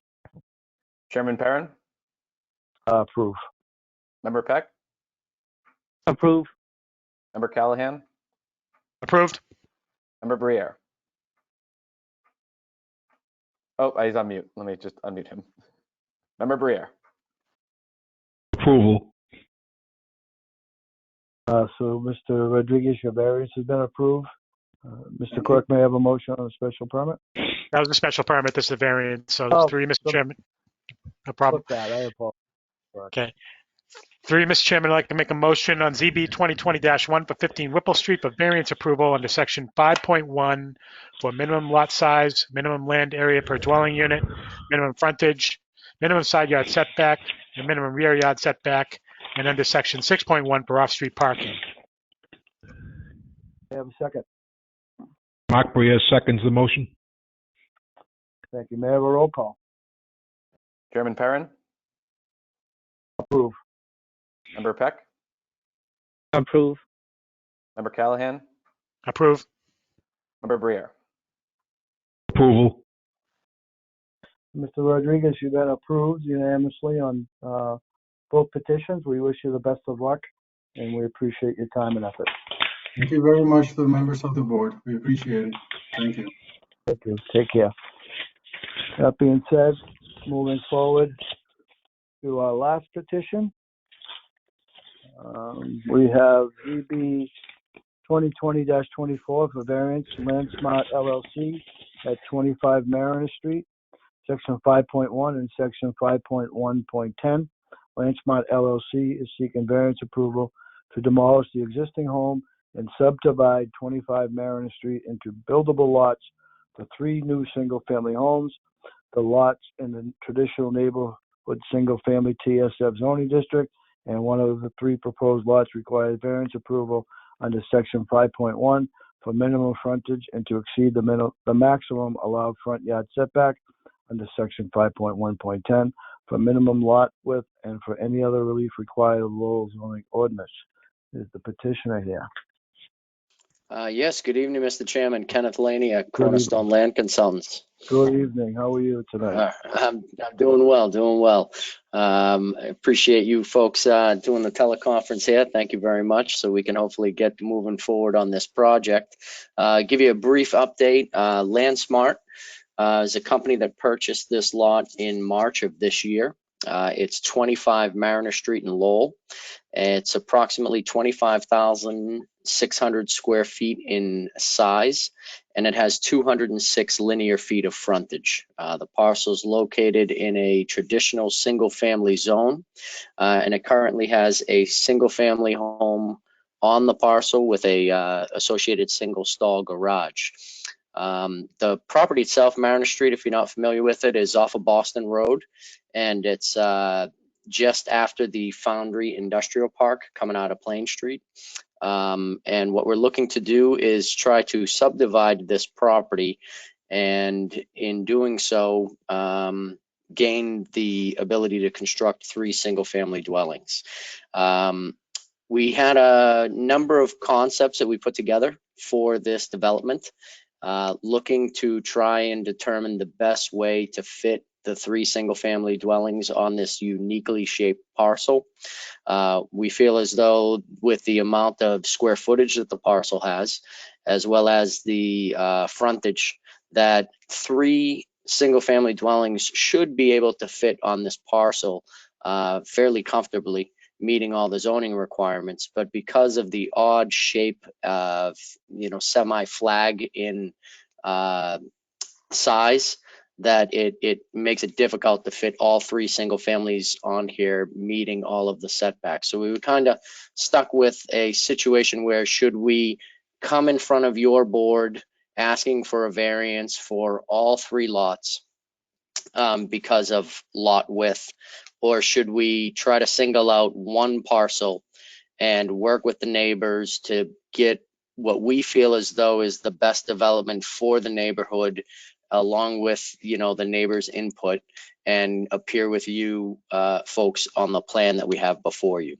So not sure if you had the chance to review the comments issued by Jared and Fran, but ultimately on page 2 of the comments, you can kind of see how a development would shape up if we did try to adhere to the meeting the frontage requirement for each lot. It could be done, but then ultimately there would be other variances required for each individual lot. So due to that uniquely shaped lot size, we feel as though we have a hardship that allows us to come before the board and seeking the variances that we are requesting for just one of the lots in this development. By meeting with the neighbors and trying to determine what the best structure would be to develop here, as we're not trying to overdevelop the neighborhood, we've decided to put one of the lots to the rear and leave 2 conforming lots up on Mariner Street. I know there's been several discussions with the applicant and the owner, with a number of the neighbors, and we felt as though that it would be better to have just 2 driveways coming out onto Mariner Street, and those driveways would service lot 1 individually, and the second driveway would service lots 2 and 3. Each proposed dwelling will have a 2-car garage, and therefore meeting the 2-car parking requirement. And in addition to that, there'd be 2 additional spaces in the driveway for each one of the dwellings. The parcel's bounded to the west by a Mass Electric easement, as well as a property with power lines. So again, we feel as that adds to the hardship scenario and allows us to push that dwelling to the rear, which would then allow for what we feel as though the cleanest development for the neighborhood on this particular parcel. I know that one of the owners is on the line with us here this evening, Dean Jenkins. It's my understanding he's met with several of the neighbors. that they've gone back and forth. And most recently, I believe that we've submitted a plan to you guys this weekend outlining some of the major concerns of the most closest abutters. We've decided to work with the abutters and provide landscaping all along the eastern property line of both lots 2 and lots 3. That landscaping along there would consist of 6-foot arborvitaes placed at 9 feet on center for the entire length of that property line. We'll also be landscaping each individual lot's front area in front of the dwelling. And as part of one of the comments that we received through, DPD, we have shown on that plan where we would be proposing some stormwater rain gardens, as well as where we could fit snow storage on each individual lot. We're hoping that this board will be able to vote in favor of this proposal, as we feel as though the single-family home market is needed in the city of Lowell. And we're hoping that this would be a benefit to the neighborhood as it's designed. If there are any questions, I'd be glad to answer them at this time. Thank you very much. We appreciate that. That being said, I'd like to open it up to the public. Anyone wishing to speak in favor? In favor? I would. Dean Jenkins from LandSmart LLC. Good evening, sir. How is everybody? Fine, thanks. Jared, is there any way that you can add my stuff that I had sent you today to my screen? Dean, I can give you the presenter privileges if you'd like to show any materials. Everybody now? Can everybody see that? 1 second, let me do so. You're signed in as Brian Jenkins, correct? Yeah. My son knew how to set it up. Yeah.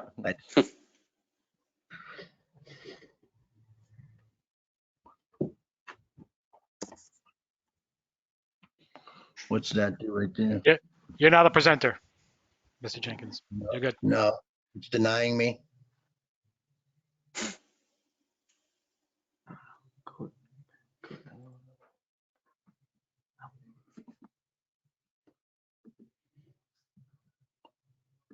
Okay.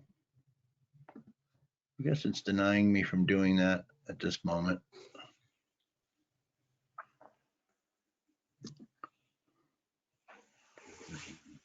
Out of our technical difficulties trying to make the appropriate. Well, as we're talking here, I don't know if any of you gentlemen have any of the house layouts in front of you. Yes. But that was in site layouts in front of you. But if you can look at for starters, I guess Kenny laid out kind of the site. I think it's important to note that in working with the neighbors, especially to the east and across the street, which would probably be the most affected by 3 lots on the front, in trying to create like less traffic coming off of those lots and less problems coming off of those lots, and also giving privacy to the abutter to the east, which was important to them. We made sure that we moved the house on that lot number 2 over as far as we could. It's 20 feet off of that lot line. We built the house similar to the house that I brought into you folks on Manchester Street not too long ago. And this one has the 2-car garage capability. But what I wanted to show was how it met the criteria for the neighbors. Important to note here that we have a 2-lot we could do a 2-lot A&R like no problem here. And what we realized is that obviously for financial reasons, the 2 lots would have to be very, very large houses. And we felt like for the neighborhood, it was better to try to create and manifest something that was more in line with what a lot of the neighbors have for their own homes. So in dealing with that, we created some plans here that I need your help, Brian. I need to get to the next plan. No, it doesn't do it. Hang on. No, next one, Brian, next one.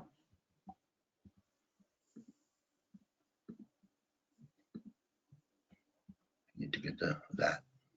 This one? Yeah. So as you can see, the house kind of gives you a general idea on the front. You know, in this case, it's kind of reversed, but the plans are such that they have a little you know, gable facing home with the garage coming in off the side. That's what you'll see for lots number 1 and number 3. And then for lot number 2, you'll see a gable facing onto Mariner Street and the garage coming off of the shared driveway for that 1 unit. And, you know, and it wasn't thought out basically by myself here. You know, we had a lot of input from the neighbors. We noticed that the house behind us was a hammerhead lot, you know, coming in off of Foundry Street. You know, we created something along those lines. We also had made sure that the 2 front lots totally conform.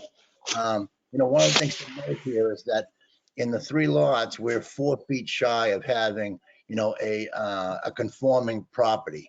And by narrowing the middle lot enough to be able to create a driveway situation and wide enough, obviously, for snow removal and drainage and all the things necessary, and pulling things away from the neighbors' properties as well to my east, and not having a driveway line specifically straight up and across the street from the neighbor across the street.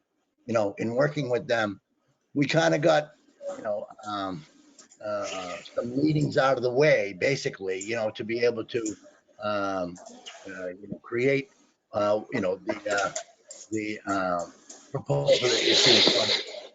So,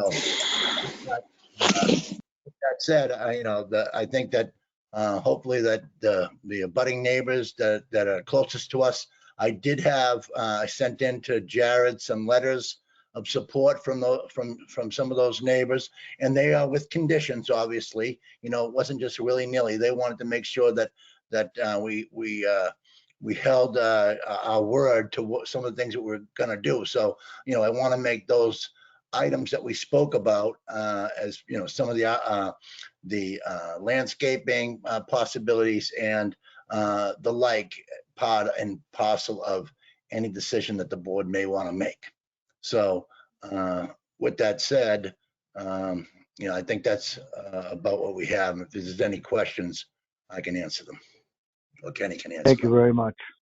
Thank you, Mr. Jenkins. Really appreciate, you know, your in-depth, you know, explanation and trying to work through this unique way of doing business. Yeah. That being said, any others wishing to speak in favor? In favor? In favor. Portion Hi, of this public is hearing Dina Solomon Oh. here. Oh, hello. Hello. Hey, Hi, how are you?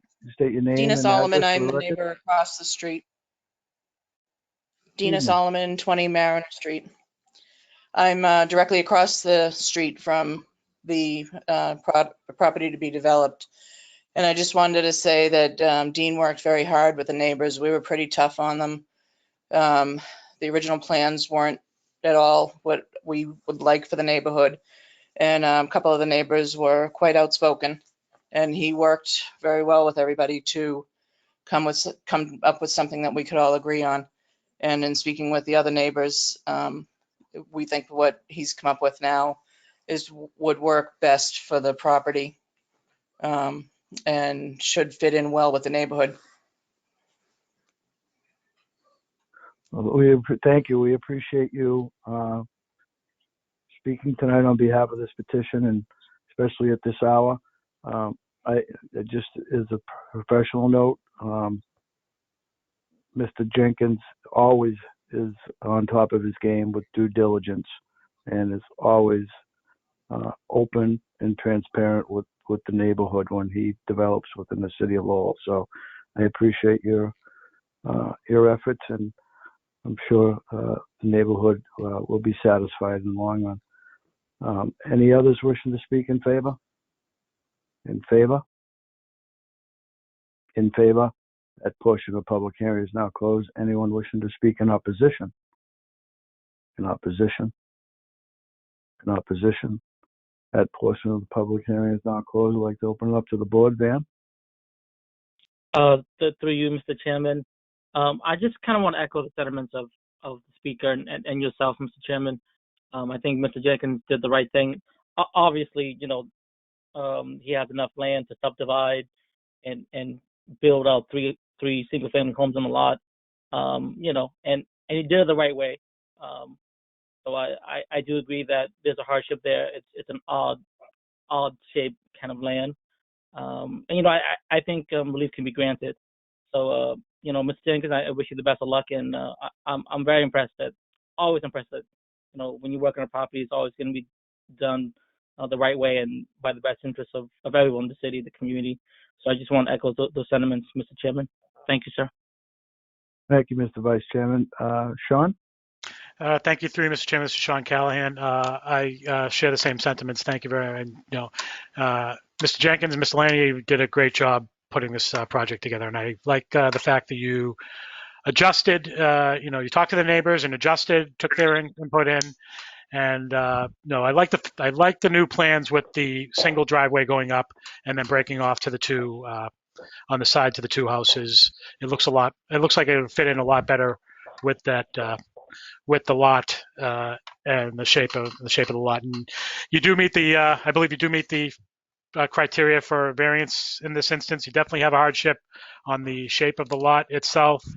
The public good will be granted very well by putting three new houses with a public. Be good for the city for the tax breaks and minimal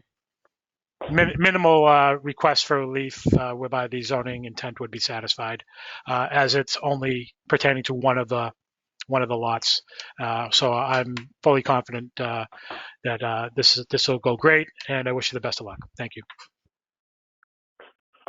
Thank you, Sean. Mark? Mark Bria speaking. I like the project very much. I think it fits very neatly into that lot. Kudos to Dean and his team. I'm not surprised to hear that he was complimented by the abutters. That's his style. That's the reputation he's earned in this game for years. I wish you the very best. I'll certainly support the petition. Thank you, Mr. Bria. I have made my comments known.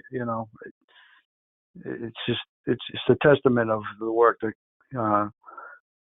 this team continues to do within the city, and we look forward to other projects. I know he'll continue moving forward. With that being said, may I have a motion? Before that, Mr. Chairman, just want to make a note for the record. We'll note that as Mr. Jenkins mentioned, there were 5 neighbors who did submit written approvals of this project. So just I just want to make sure that gets set on the record as well. If I can comment on one thing, excuse me, this is Dina Solomon again. I did not submit a comment. I saw that my comment was submitted. It was an email that Dean and I were having that was not.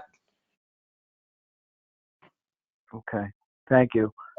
Sorry, Dina, I sent that in because they were asking me if there were people who were, did I have any information, anything from the neighbors? So, if I offended, I'm sorry, but I just wanted to make it known that at least you and I had, especially you and I, had the most communication and had tried to, really come up with a plan for both, the neighbors to the east, and mostly yourself too. So if I offended, I didn't mean to. Well, we'll note that written submission was withdrawn, but there were 5 other neighbors who did submit written. We'll submit those to the public record. The public hearing has been closed, so if we can move forward with a motion, Mr. Clerk. Yes, Mr. Chairman, thank you. Through you, I'd like to make a motion on ZB 2020-24 for 25 Mariner Street for variance approval under section 5.1 for minimum frontage and to exceed the minimum front yard setback, and under section 5.1.10 for minimum lot width to demolish an existing single-family home and subdivide the lot into 3 single-family residential buildings.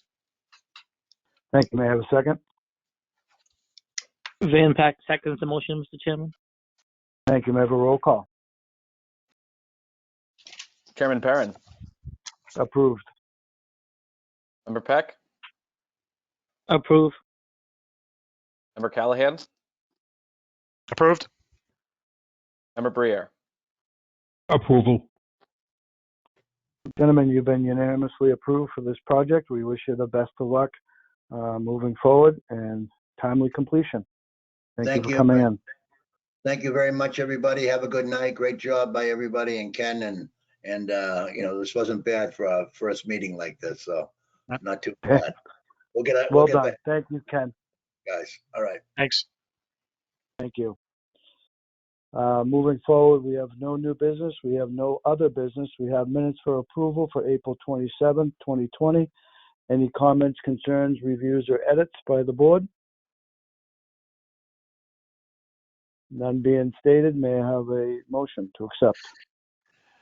Three, Mr. Chairman, this is Clerk Sean Callahan. I'd like to make a motion to accept the minutes for April 27th, 2020. May I have a second? Mark Briere seconds the motion. Thank you. May I have a roll call? Chairman Perrin, Approve. Member Peck, Accept. Member Callahan, Approve the minutes. Approve the Member minutes for April 27th. and Member Briere. Approval. That being said, we have no other business. We have a motion to adjourn. Three, Mr. Chairman, I'd like to make a motion to adjourn. May I have a second? Duly Van noted. Pack seconds the motion. Duly noted. The meeting is adjourned. Thank you, everyone. Appreciate your Thanks, time. guys. Everybody be safe. Be Good safe. night, Take care. everyone. Thanks. Be safe. Bye.